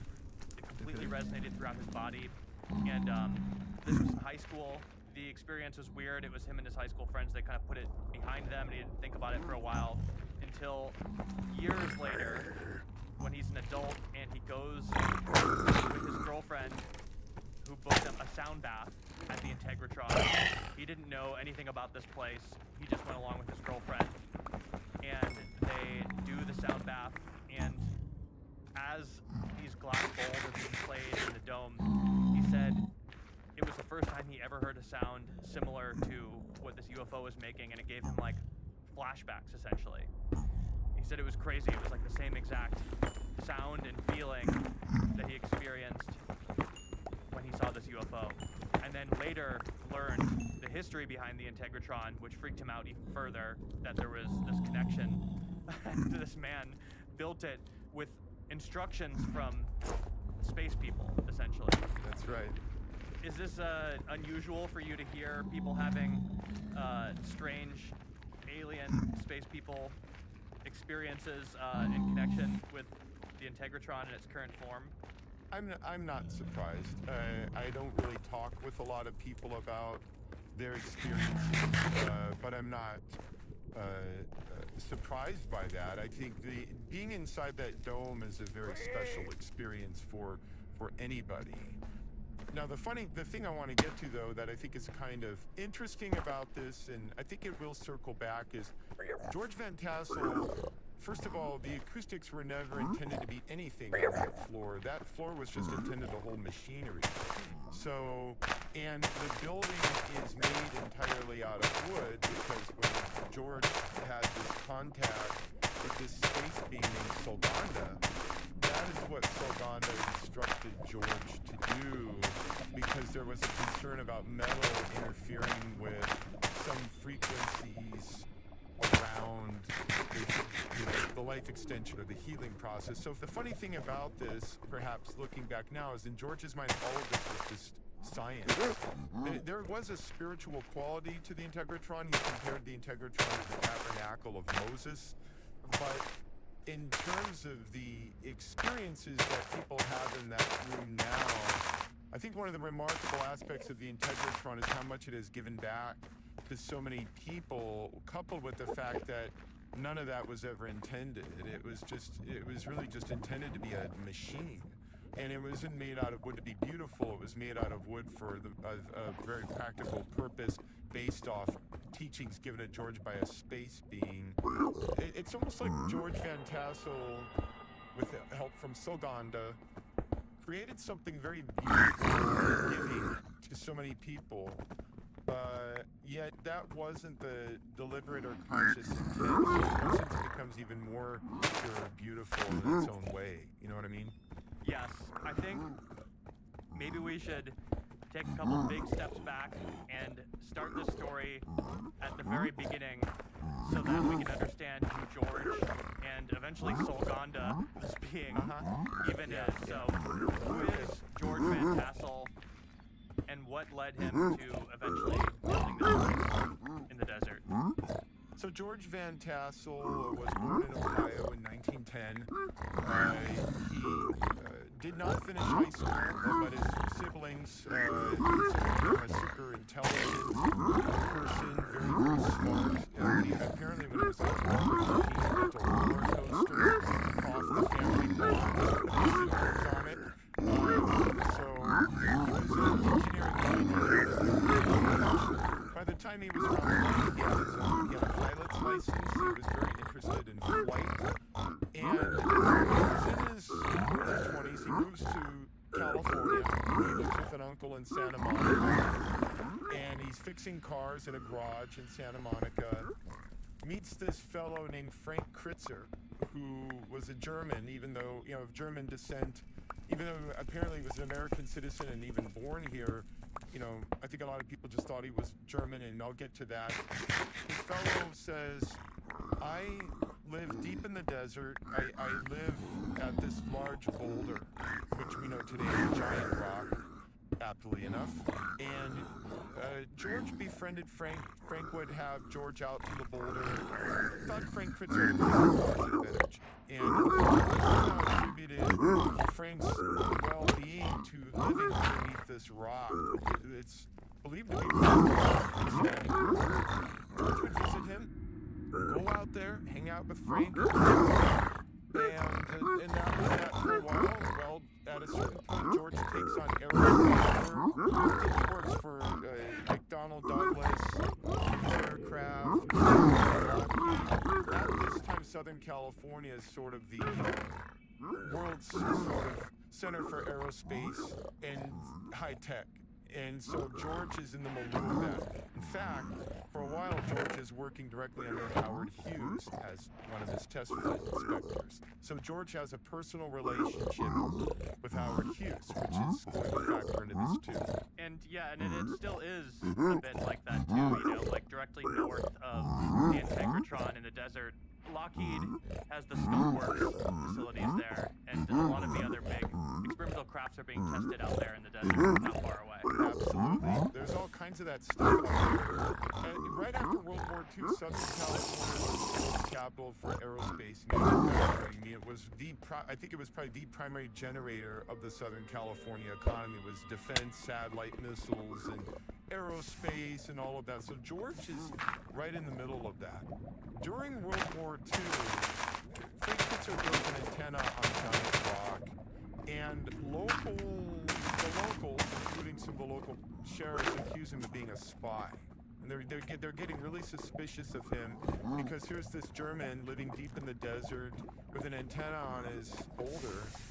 And at a certain point, they accuse him of stealing dynamite because Kritzer's doing some, mining or whatever in the area. They get suspicious, and at a certain point, there's two different stories as to what happened next. One of them is that he committed suicide as they were closing in on him, but the other was that they threw a flashbang into his little hovel beneath the rock, probably knowing that there was TNT in there and knowing that they were going to kill him. And the flashbang, caught the dynamite on fire and it blew up. Kritzer was dead. So Van Tassel finds out about this, and he works with the Bureau of Land Management to acquire that property, to sort of homestead it. And Van Tassel eventually moves out there. I think this is about 1947. he leaves the aerospace practice altogether and decides to run the landing strip out there. He builds a little cafe for his wife to run called the Come On In, where people land on the landing strip just to go get a piece of pie, like Howard Hughes apparently did all the time. Would fly and get a piece of cherry pie and leave. When Van Tassel first moved in there, he had 3 young daughters. Also, he cleaned Fritzer's blood off the rocks. And his blood and his innards were still in there. Like, it was just, you know, Van Tassel, what a weird experience. He cleans it off. One of his daughters told me later that they never actually lived under the rock. They lived kind of next to it in these sort of tents. But they lived outdoors. But Van Tassel gets really interested in what's going on under that rock. And at a certain point, he starts leading regular Christian church services out at Giant Rock. Prayers, singing of hymns, so forth. I mean, he's not a minister, but he's doing this. And he's running the airstrip he had established. And at a certain point, those who are gathered with him underneath the rock start getting really interested in experiments. I believe it's called telekinesis, where you move objects, thinking your way through moving them and whatnot. And things a little more esoteric than just your typical church service. And that led to a series of channelings that and others claim to begin having underneath the rock. On January 6, 1952, and the space being Lutbun, I don't know where these names come from, but Lutbunn, Lutbun says, this was the channeling, it's short, I'll read it. I am Lutbun, Senior in Command, First Wave, Planet Patrol, Realms of Shari. We have your contact aboard 80,000 feet above this place. Your press will have more to report on your so-called flying saucers. We return your contact. Please continue. So that was his first channeling. And from there are going to be numerous of these channelings from beings with names like Newt, Morco, Deska, Ashtar, and the Golden Density, where George would just kind of take on this green gold sort of radiance and channel through him. And so underneath the boulder, George and his friends start getting these channelings. George refers to them as telethought, and sometimes he calls them omnibeam. And sometimes they give messages. There's some issues he had a newsletter called Proceedings, and some of them give messages for the Christian holidays, like there's an Easter message from Esu, and they give channelings according to George and the others. And a lot of it is kind of life advice. There's instructions on how to get rid of a headache. Anything useful? I haven't tried it, actually. I'm trying to remember the details, but I can't offhand. It involved almost something around a polarity where you would touch one part of the body with another and then switch it over. George is really interested in polarity in a variety of his endeavors with the Technotron too. So anyway, I think there's a lot of, I won't say fear, but the space beings, according to George and the others, this is right after the bomb went off, right? This is right after Hiroshima and Nagasaki, the bombs. And there's a lot of concern on the space beings about where this is going and concerns about humanity. They seem to be pretty positive. I mean, none of them say anything really evil. They seem to be, according to what George experienced and the others, they seem to have kind of a positive spin on all this. So he's having these channelings for a while, about a year, and suddenly, one night out of these channelings on August 24th, 1953, that's when he has his visitation from Solganda. It was one night around, I think, 2 a.m., and George Van Tassel said he was in his boxers or underpants of some kind. I think he referred to them as skivvies. I don't know if People still call them that. He was outside the rock, so this would have been just outside Giant Rock, and he said it was a Venusian space being, 5'6", tanned and handsome 28-year-old man who was 300 years old.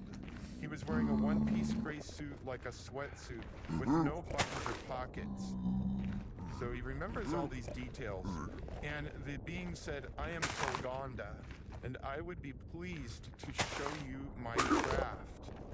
And so, and in so many words, the being said, consider this a reward. Did he get to see Salganda's craft? Yes, he went inside it and talked about some of the instrumentation, from what I remember, that there were fluorescent tubes. He went inside the craft. He said Salganda had a dog that looked like a rabbit, like with really big ears. Went inside the craft. Salganda showed him around a little bit. I don't think the craft went anywhere with George in it. Apparently he was sort of like portaled up into the craft, like sort of lifted, almost like an out-of-body experience, you know, where you're kind of lightweight and floating. This is what he claimed happened. And then the being said, the problem with you earthlings is that by the time you know what you need to know, you are too old. You need to live longer. So what the being imparted on George was that by the time humans have the wisdom that they sort of need to understand the world, they're ready to die, or they're starting to decay. And so there must be a way to extend human life. And apparently Solganda gave George various instructions on how to build what later became the Integratron. Some of these George took with him, you know, never shared it with anybody. But from what we know, from what he did share, the structure was to be made entirely of wood. Humans were not to wear metal. And he imparted on George an equation of F equals 1 over T. Frequency equals 1 over time. So after this, George kind of hit the ground running. He acquires 10 acres where the Integratron is eventually going to be made. He has plans to start a whole campus based off the teachings of these channeling experiences. And shortly after this, he starts what's called the Interplanetary Space which lasted from 1954 until 1977, but only missing 1 year there, like 1971. And these were the first in the U.S. sort of conventions or gatherings where people would come together and talk about contact or UFO experiences. So George Van Tassel becomes kind of an important person in what's called ufology. And immediately after this experience, he begins to get going on building this campus. He builds an observatory that's still there, and kind of like a room for taking care of business, like an office. And then there's plans to build the College of Universal Wisdom Research Laboratory with the Integratron as its center point. And all of this is done. I mean, starting in 1947, that's right when Van Tassel moved out there. This is when a lot of people think they're seeing flying saucers, UFOs. You know, you have Kenneth Arnold, Marjorie Cameron, who I think was the first in the post-war era to see something that we would call today a UFO. I think she saw hers in like February or March of 1946. So George is kind of like part of this whole milieu. He's coming out of the aerospace thing. He's working with Howard Hughes. He's deep in the desert. He's kind of like the perfect person to have this experience, you know, in looking back, and leads these spacecraft conventions. Right around that time, the FBI opens a file on him. I mean, they're totally like kind of a little freaked out by everything he's doing. He had been giving a lot of talks all over the country. He wrote a book called I Rode a Flying Saucer, even though he really didn't. And as soon as you get in the book, it says, the being said I did. I don't claim to ride a flying saucer. The being said I did. A little bit of a disclaimer there, I guess. And after this experience, it was all about starting this campus and building the Integratron and finding a way to make the Integratron happen.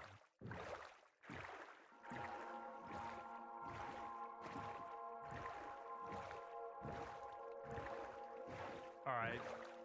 We'll be right back after this quick break. All right.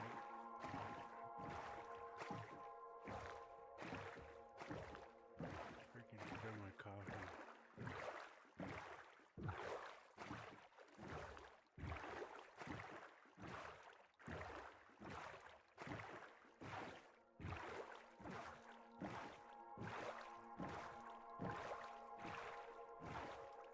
How thorough were the plans that Solganda gave George? Like, how detailed was he? Or did he just give him the equation and the general gist of this plan? Who knows? I mean, like, did George really have this information in his head, or was that mythology? I don't know. But George Van Tassel did hire an architect named Howard P. Hess.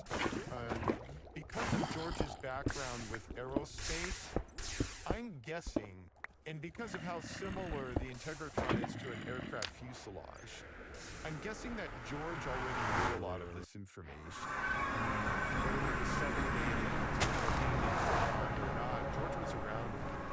On the document, we have a space where we list architects. So I did credit Solganda, and the way I did is after George Van Tassel's name, I gave Solganda a parenthetical because according to George, the instructions came from Solganda. So who am I to disagree with George on this? If George says it's Solganda, then I'll just go with that because that's what he said. Even if this other architect Howard has had a lot to do with it, George credited Solganda, and I'm just gonna honor what George credited or how he would want it. So in the official government filings for this historical building, Solganda is listed as an architect? Yes. That's really funny.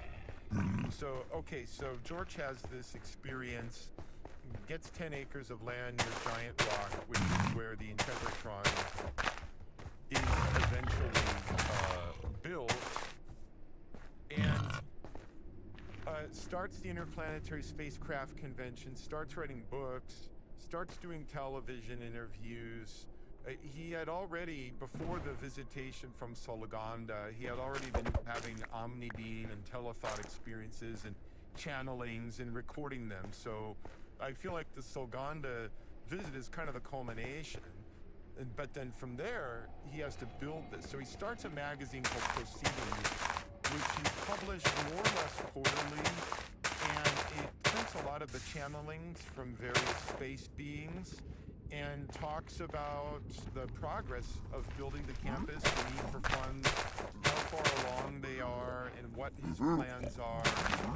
And he finally gets enough money to be going on the College of Universal Wisdom Research Laboratory. So the construction began in 1958.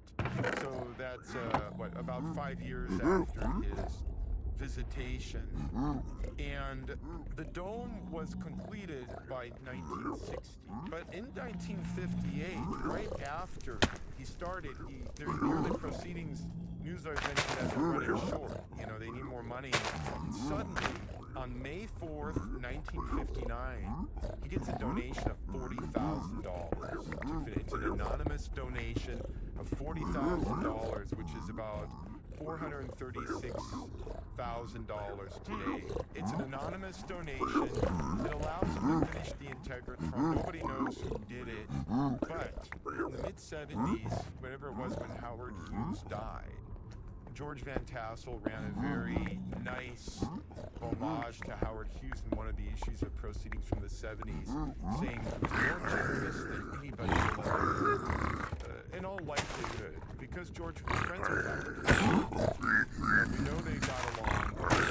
Nobody's going to have that kind of money except for Howard Hughes. So in all likelihood, it probably was Howard Hughes. I like that pie. Thank them. Yeah, I don't know. I would be curious to know if the space beings ever used any like recipes. But That's why they're there too. Yeah, That was my first thought when I saw the landed. There was the strip, there was the pie. right. I'll show you my UFO. Give me pie. So when he finishes building this thing, like, what did the build involve? Like, what makes the Integratron so special in terms of its architecture? In terms of the architecture, what makes the architecture special is it's all wood construction. Even there's no nails even used anymore. It's wood doweling, so these ribs that sort of support this hemispherical umbrella dome, they're all wood doweled together, and they all meet in an oculus, which is an opening in the roof that's 1.4 tons of concrete and a material called micarta, and that is so heavy that it compresses everything down. So what makes it special is that this wood, it's quite beautiful without ever intending it to be beautiful, and it's remarkably strong. There was no damage from a 7.1 earthquake just 3 miles away in Georgia at the time he knew it was strong.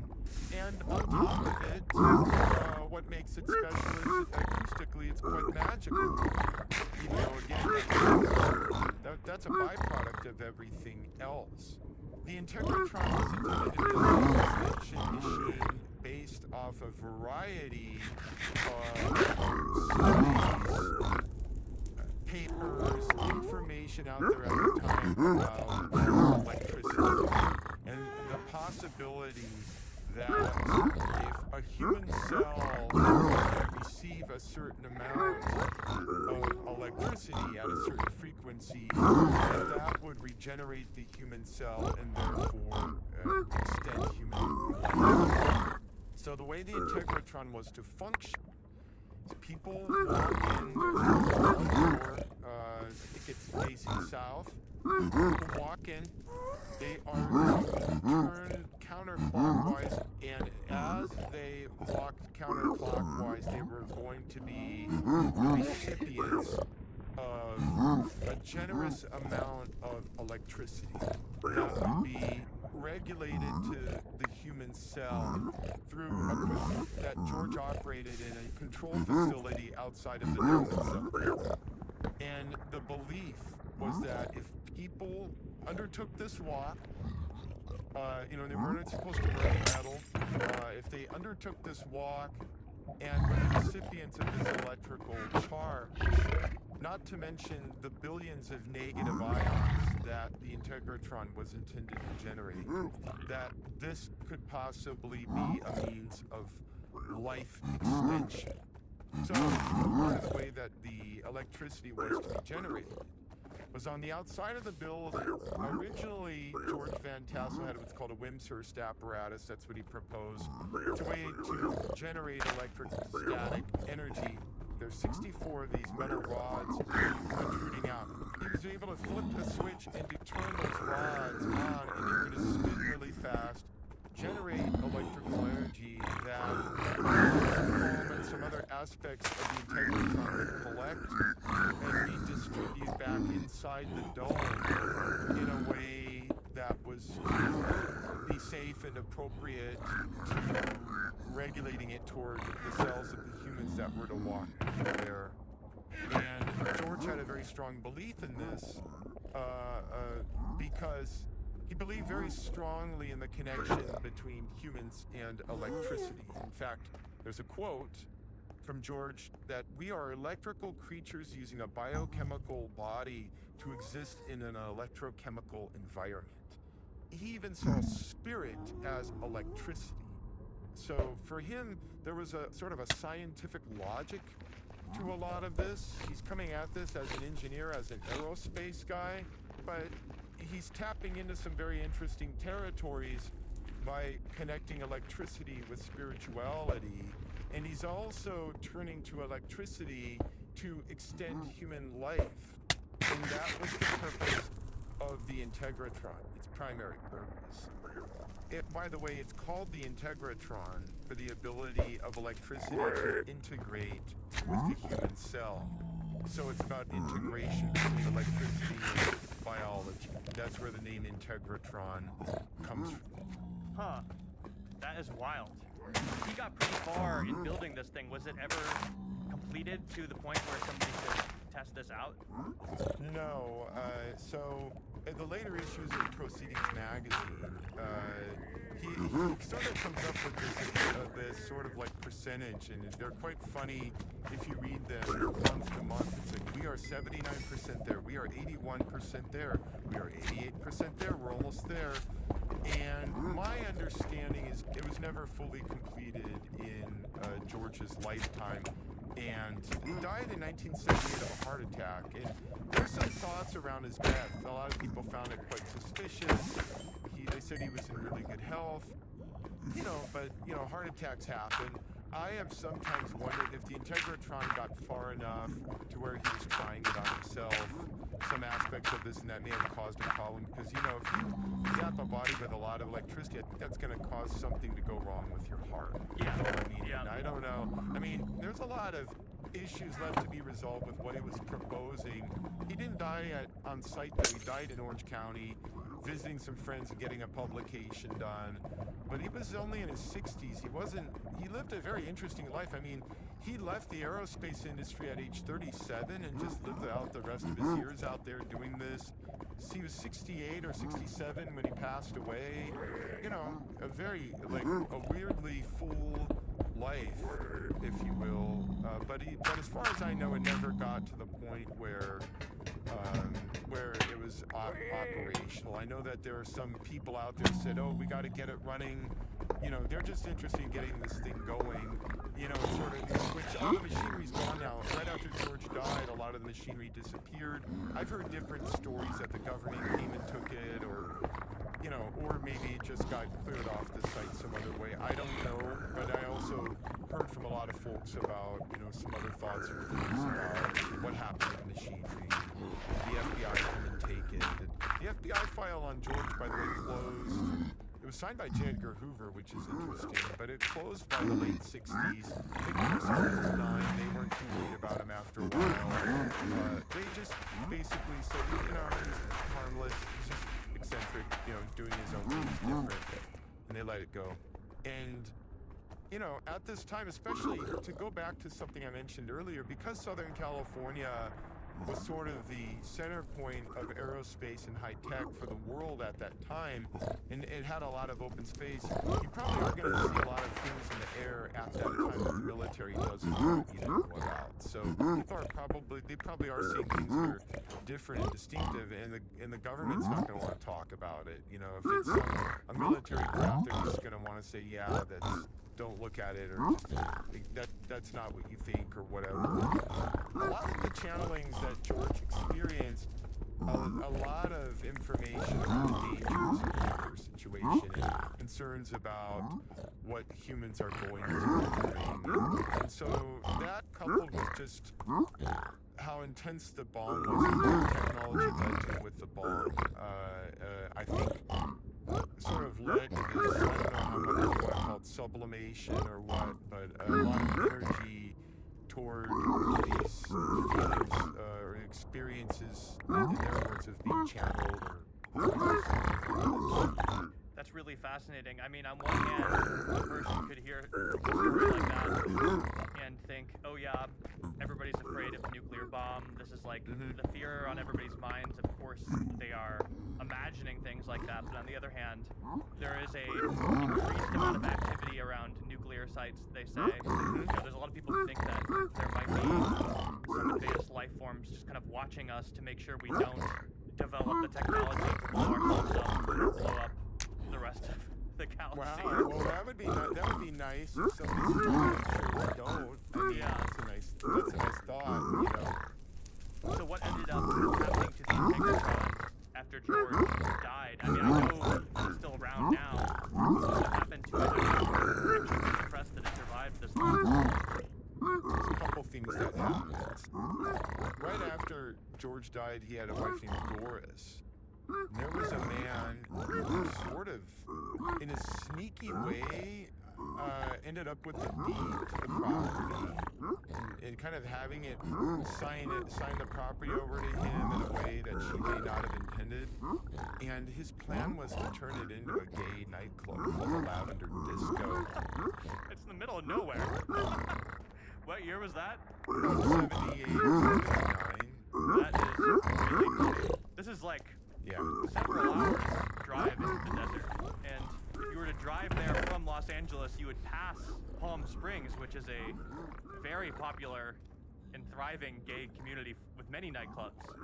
Right. So Well, it's options. You know, you get options. from a business plan alone, I'm just fascinated by it. Yeah. Yeah.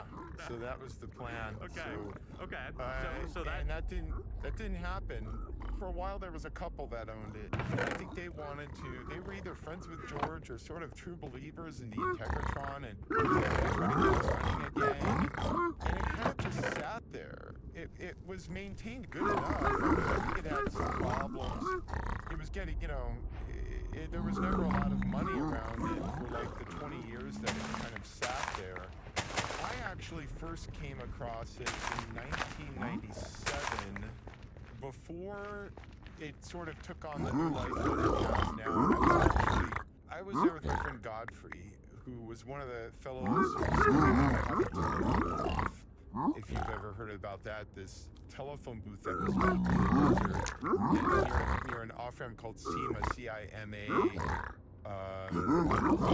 just on the road, miles and miles in the desert, suddenly there was a working telephone booth. He's must have been camped there. Anyway, he had a car. It was a 1963 Chevy, completely with the upper with cream and other delights by Herb Alpert, and the car was called With It. You know, back then you could get that at any thrift store. I had my little Honda Civic hatchback. Driving around, he drives me out to Landers to show me Giant Rock. We go to the Integratron, and both our cars get stuck in the sand. And this little man comes up to us. He had a white beard, and he's holding like, I don't know if he's drinking a cozy or what, but he's holding like one of those styrofoam cozies. It's like 11 years old, one day out there, and then he looks at us, and he says, "See that?" And we're kind of sheepishly saying, "Yeah, you know, we're thinking this guy's gonna just mock us, you know, because we're here to see this ufology thing." And he kind of stops, and he kind of looks up, and he says, "Yeah." He says, "I remember the night it happened." Like, what are you talking about? He says, "The time stood still. It's like time stood still. We saw these lights." And I had no idea what this man was talking about. But he gave us this whole thing, and at the time I knew zero about the Integratron. I had no idea what he was talking about. And so he kind of goes into some detail about time standing still and these lights. And he said his name was Daniel Boone. And I'm like, that's interesting, Daniel Boone, okay. And it turns out that his name really was Daniel Boone. He was George Van Tassel's son-in-law. Huh. So I was talking with George Van Tassel's son-in-law this whole time.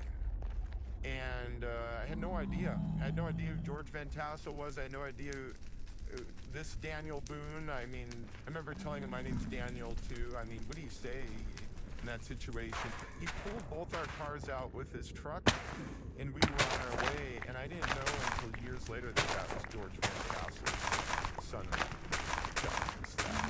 That is incredible, and you would eventually write the historical papers to save this building. Yeah, so the Carl sisters bought it about 2000 from this couple that had it before, and they're the ones who are kind of really responsible for regenerating it. And I think a lot of them were interested in the idea of audiology or hearing, like a therapeutic healing through sound.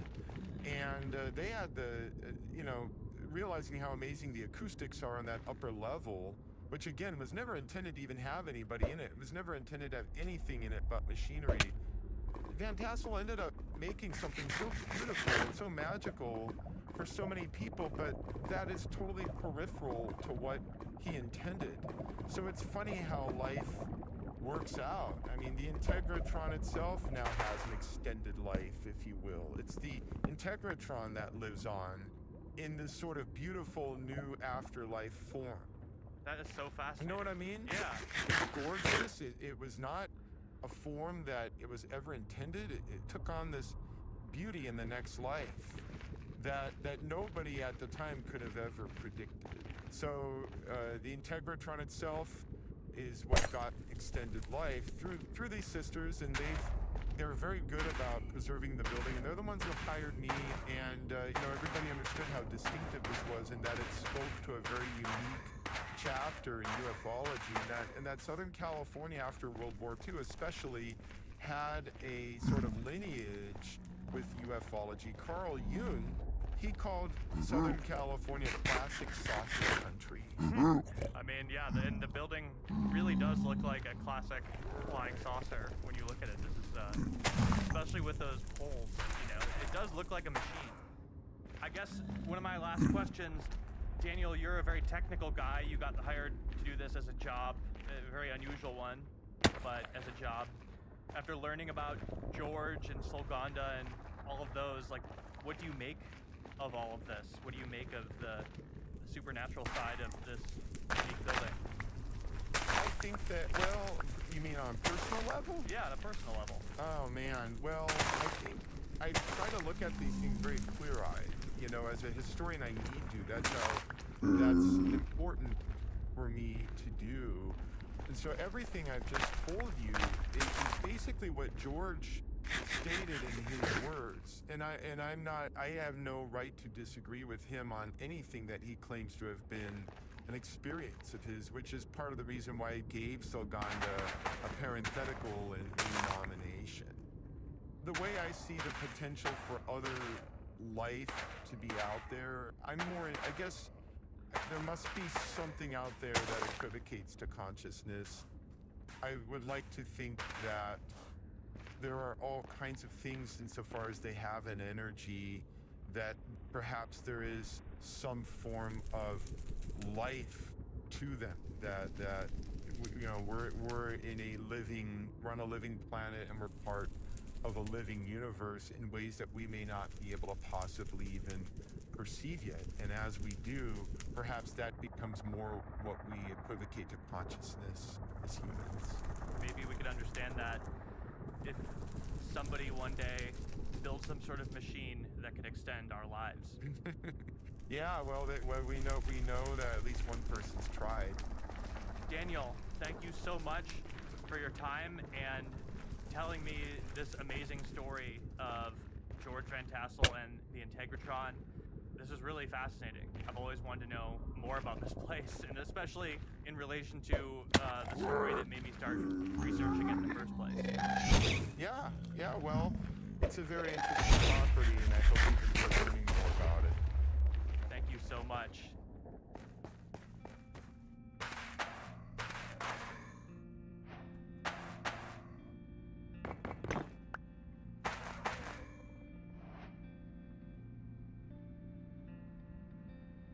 Okay, thank you once again to Daniel Paul for coming on the show and catching me up on the history of George Van Tassel and the Integratron. I really went in not knowing much about this, and I was completely blown away by how vast the history is. I started out looking for answers about David's experience out in Ojai, but now I just have more questions. Did David experience these flashbacks because of the sound bath? From being in the building itself, the machine designed by an alien named Solganda, or from being out in the same desert near Giant Rock, where George and his colleagues spent decades allegedly attempting to make and successfully make contact with these beings. All these questions lingered. I had many more beyond that, and it turns out I was not exactly done with the Integratron or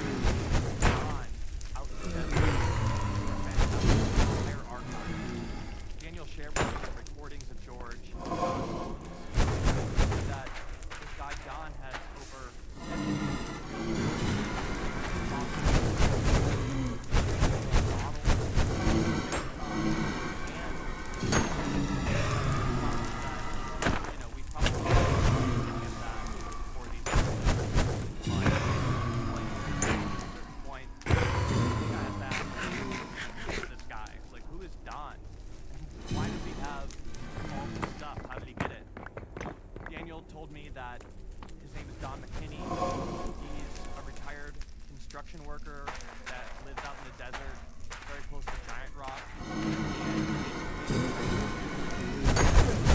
Collection years ago, and preserve it on his own. I asked Daniel if he knew whether or not the tapes and photos had been digitized and backed up. Daniel told me that Don was trying to do this, but he's getting older and doesn't have much money, and this is when I got pulled into a quick side quest. Daniel introduced me to Don McKinney that afternoon on the phone.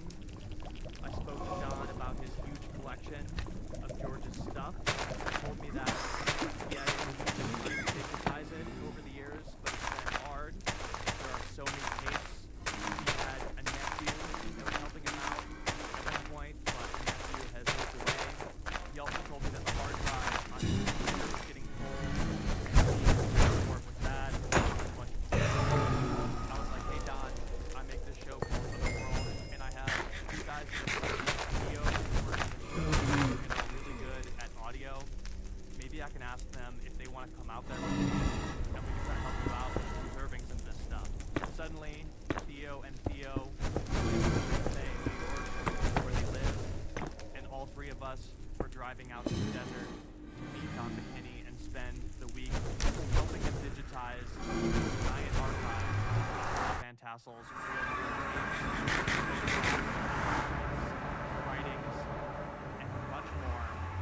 This ended up being quite a huge cast. If you want to hear more about our week in the desert with Don and the archive, we recorded a Patreon episode about that. I also filmed a little mini doc / interview with Don while I was out there, and I'll be posting that on the Patreon as well. The work we did out in the desert with the archive was mainly not for the podcast, but ever since I started this show, I've always hoped that Otherworld could do more than just tell stories, and I thought this was the perfect opportunity where we could use the resources of the show to not only help out Don, but also preserve some paranormal history. I'm actually currently working with Daniel Paul, trying to get Don McKinney's collection into a museum so that it could finally have a permanent home, somewhere where it can not only be preserved properly, but also somewhere where it can be enjoyed by the public. We have some promising leads on that, so fingers crossed. But for now, the side quest is not quite over, and I will keep you updated if any updates come in the future. By the way, after doing all of this, I realized I completely forgot to even tell David from the previous episode that I was doing it. I ended up reaching out to him after I got back from our Don McKinney escapade, and it was very funny telling him, hey man, by the way, I forgot to mention this, but I've been in the desert for a week archiving all of George Van Tassel's belongings. Sorry I didn't tell you. He thought that was very surprising and funny. David, I still owe you a call to properly catch you up on all of that. That brings us to the end of this episode. If you want to hear about our trip out to the desert to help Don McKinney and our experience going through his vast archive of George Van Tassel's belongings, that will be available at patreon.com/otherworld. Once again, thank you to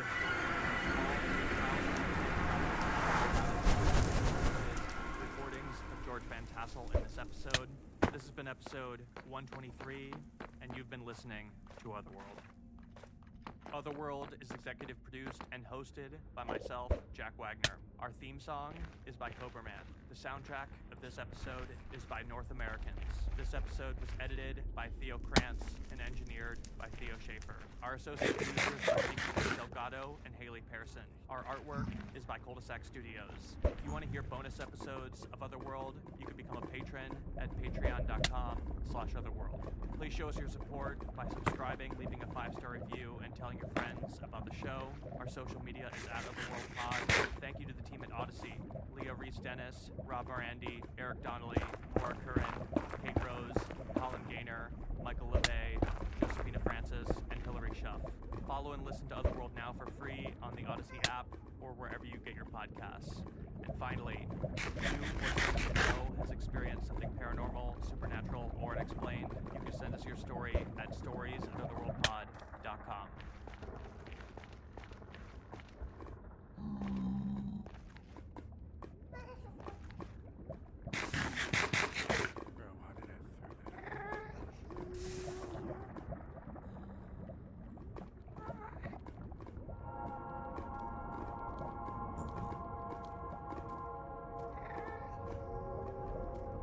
Welcome to the Otherworld Patreon. I'm your host, Jack Wagner. As you heard at the end of the recent episode, my interest in the Integratron ended up sending myself, Theo Schaefer, and Theo Krantz on an unexpected mission to meet this guy, Don McKinney, out in the desert and help him out digitizing and organizing his archive of George Van Tassel's belongings. Ever since I first started the Patreon for Otherworld, I've always hoped that we could be doing more with this show than just telling spooky stories. And when I first met Don, I thought that maybe this could be a great way that we could use the resources of the show to not only help out Don, but also help preserve this incredible history. I just really didn't like the idea of all this history sitting out there in the desert without it being fully backed up. So I flew out both of the Theos. We rented some equipment to professionally scan the negatives and photos, as well as what we needed to digitize the reel-to-reel tapes, and we headed out to meet Don. This was really something we were just doing for the sake of it, but we recorded an episode right after we got back about the experiences we had out in the desert. We also played some clips from Don's archive in this episode. Additionally, I'll be posting a little documentary that I filmed with Don while I was out there if you're interested. So, in this episode, you'll be hearing myself, Theo Schaefer, and Theo Krantz discuss our experience going out to meet Don. I want to thank all of you for being patrons of the show and enabling us to do stuff like this. I also want to thank Theo and Theo for coming out with me on this strange journey. This is our experience with Don McKinney, the George Van Tassel archive, hundreds of reel-to-reel tapes, and many, many stray desert cats. This is a short preview of a full Patreon episode. If you want to hear the entire thing, it's available at patreon.com/otherworld. You're listening to the Otherworld Patreon.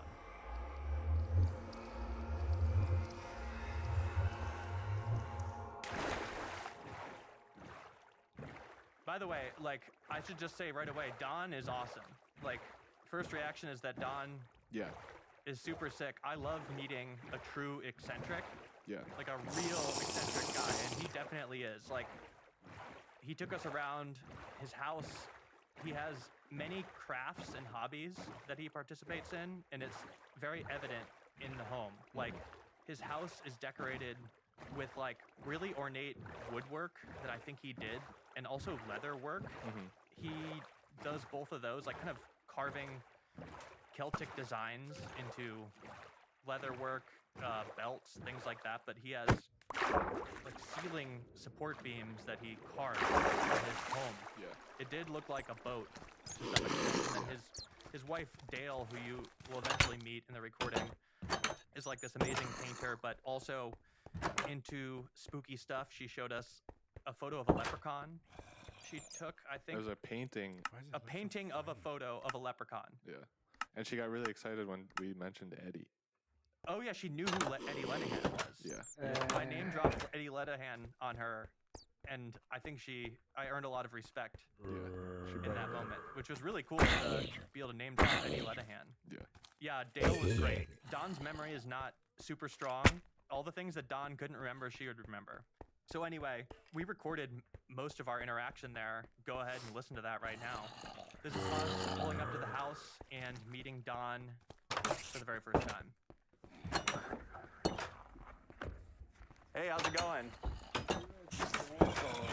I'm Jack. Nice to officially meet you. We've been talking. Who's this? Oh, that's Theo. Theo? Yeah, And My name is another also. Theo? Yeah, my name is also Theo. And is that short for Theodore? Or It is for me. I'm a Don, and my dad was Don too, so I know how that feels. Yeah. Come on in. Cool. Or what I'm going to do is close this gate Sure. because there's stray dogs out here, Oh, wow. and they might chase the cat. Thanks for letting us come by. Oh yeah. You know, I can use this help. You guys. Wow. What a beautiful home. Thank you, thank you. That's Holy cow. Down here. right here. This is Theo. Hi. Nice to meet you. I'm Jack. Theo and Theo. We gotta show you the items first. And close that door because we keep the cats out of this room. Wow. This is the Integratron model used to solicit donations by George. This is the ball and cross that Solganda had on his frequency equals 1/time. George's artwork, the house under the rock, the antenna on the rock, to intercept transmissions from aliens and radio transmissions from airplanes. And George Van Tassel and Soganda. The other symbols are the universal language, Solex Mall, of George Van Tassel's interpretation from the space beings. And here's George here. Somebody did a painting of him, Lefray, with one of his friends. This is the center of the Integratron. The hub. That all the Rafters. hooked to. And these are various photographs of His little in progress. Polaroids when he was first building it. And here's George Van Tassel right here. And this is the Integratron during construction. This is an as-built that they used to actually build the Integratron. The original blueprints? Yes. Actually, this is why they're called blueprints, because they were actually blue and they were actually prints. Howard Hess, College of Universal Wisdom, Los Angeles, California. So we need archival plexiglass and frames for these to display these properly. So Howard Hughes was the one who footed the bill for a lot of that. $55,000 cash donation in a paper bag he gave George Van Tassel as startup money for the building of the Integratron. He would fly out to have pie, Eva's pie, come on in. This is the kind of people I saw there in 1969 when I went there at a convention, and these were all regular people, working class people, and working class cars. These are the people And promoting it as Palomar. recording it during a recording, and there's George Van Tassel, and these were people under the rock as witnesses to the transcribing, thought transference. So before the channeling would take place under the rock, these people would sing hymns. They did something that made that channeling possible, and it was always 12 people. And it actually started. They got together. They didn't know anything about aliens at all. They were practicing different sort of metaphysical ideas and experiments, and they were trying to make an ashtray move across the floor with their mind.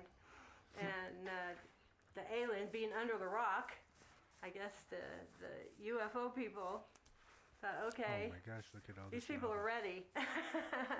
We have something to tell them. Lava pool by a rune code. We have papers and effects. An unpublished manuscript of his in there. See, this is filled with so many photos that it's just incredible. These are George Van Tassel's, a lot of his personal effects. And here's his wife, who was a major part of his whole operation. And the tip were to come on in. We have the first edition books that George gave to donators. So he put out the proceedings. So everything that he was channeling, he was putting out like a newsletter. So everybody that subscribed to the newsletter and helped pay for things, they got one of the messages from the Golden Density. So all of the other channelings were from individual space people, except the Golden Density, and that's like, I don't know. He explains how the Integratron works in this.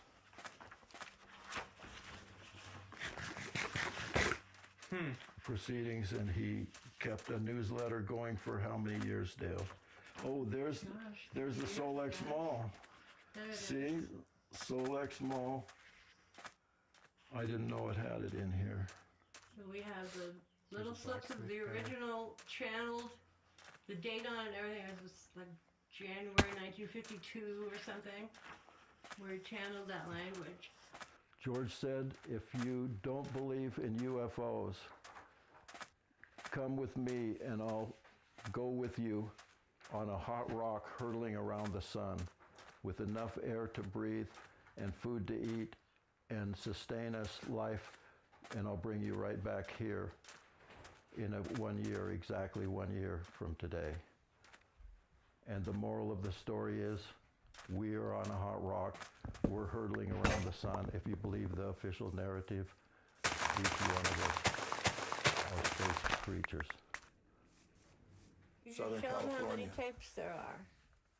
The tapes are downstairs. Show us that stuff too. We didn't bring the tapes up here because it gets too hot up here. Yeah. Oh yeah. The tapes are now like 70 years old. Yeah. So it's scary. Well, that they'll get And so lost. that's why we want to digitize them and archive them. Are the treasure. Yep. The tapes are the treasure, absolutely.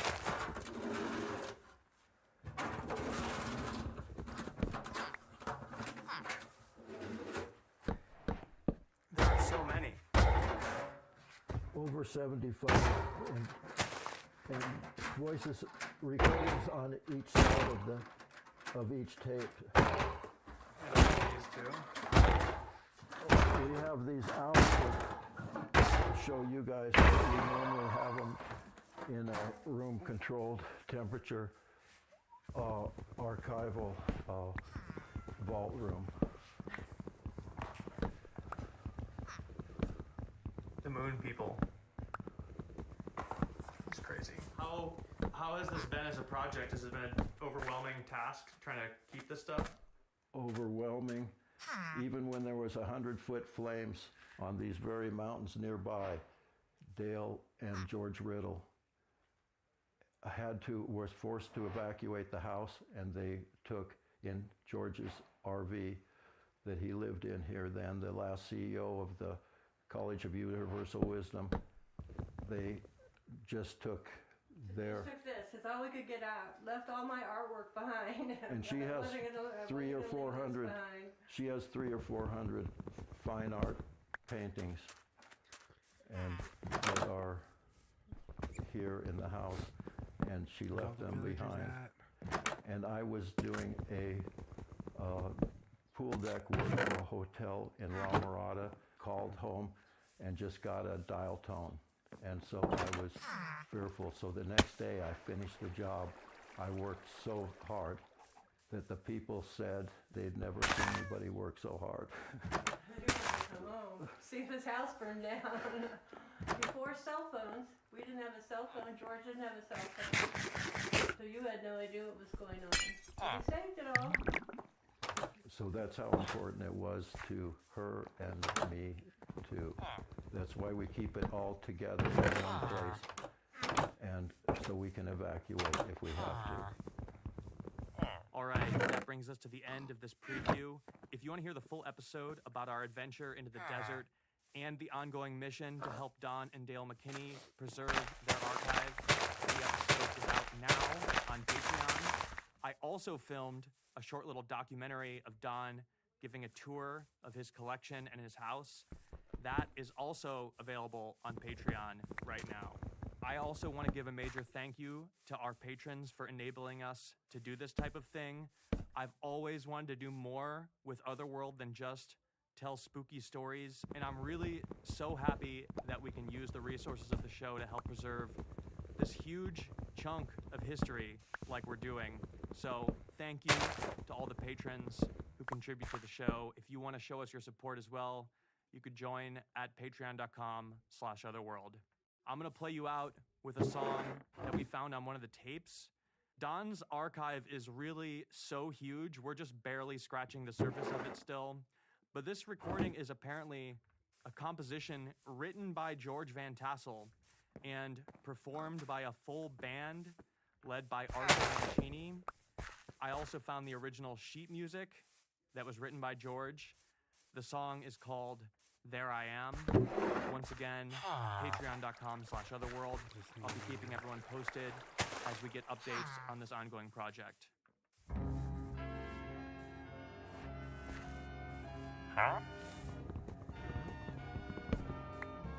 Within the heart of you, gonna need a bucket. Gonna need your bucket. Within the morning dew,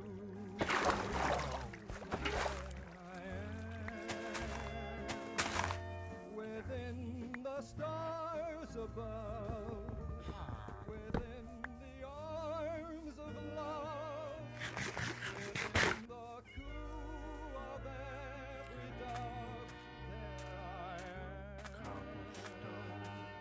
Within the soul of you, there I am.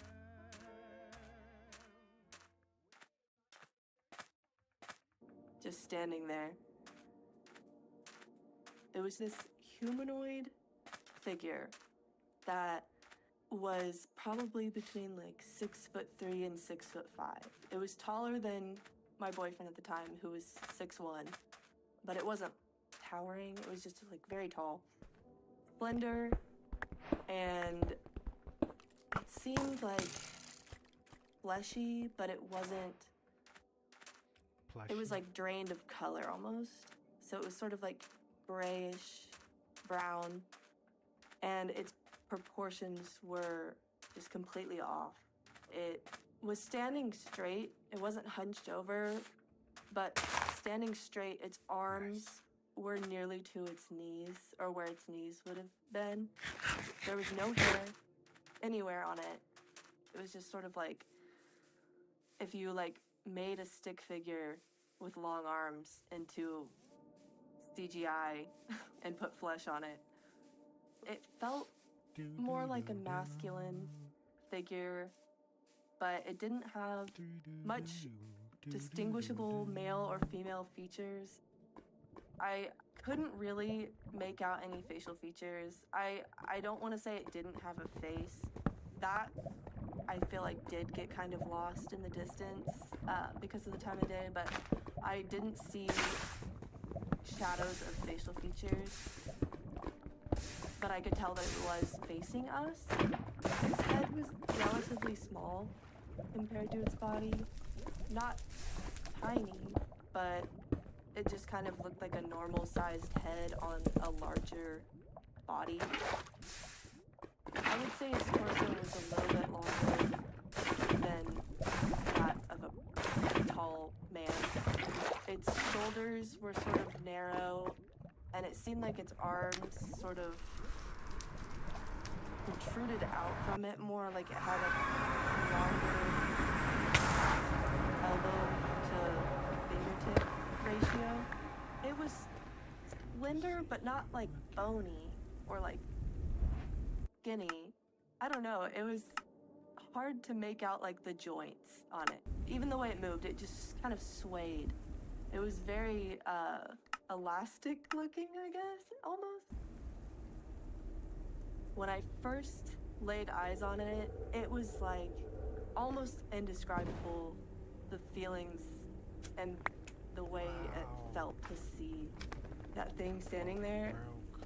First of all, my state of calmness fully dissipates, and I'm washed over with this fear that feels more intense than anything I've ever felt. It was primal. I've been creeped out before. I've had adrenaline rushes. I've had scary encounters with other people, but nothing has ever made me feel this much intense dread. I felt like I was no longer the top of the food chain.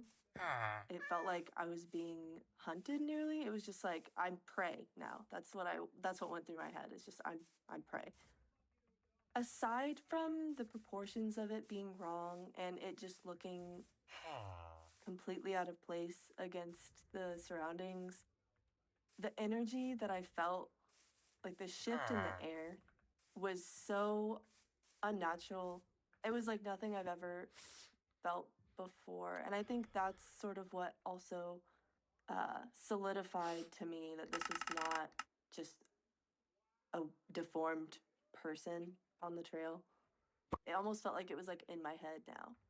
This is why I felt calm leading up. Like it did that. Like it had this presence that sort of lured something towards it, and then once you actually are within its area, like the prey drive kicks in. And that's what it felt like. It felt like I was being hunted. At this point, it was probably approaching 8, but it's the middle of summer, so it's still, everything is still visible. I can see all the trees, I can see the trail, I can distinguish, you know, where the trail ends and the tree line begins. I just can't see, like, texture. I can still see colors and, like, shapes. So I got a good look at this thing, pretty unmistakable. It wasn't too dark that I couldn't make out what was going on around me, but it was a very eerie time of day to see something like that, because it's like I knew that by the time I turn around and start walking back, it's going to get dark. And I don't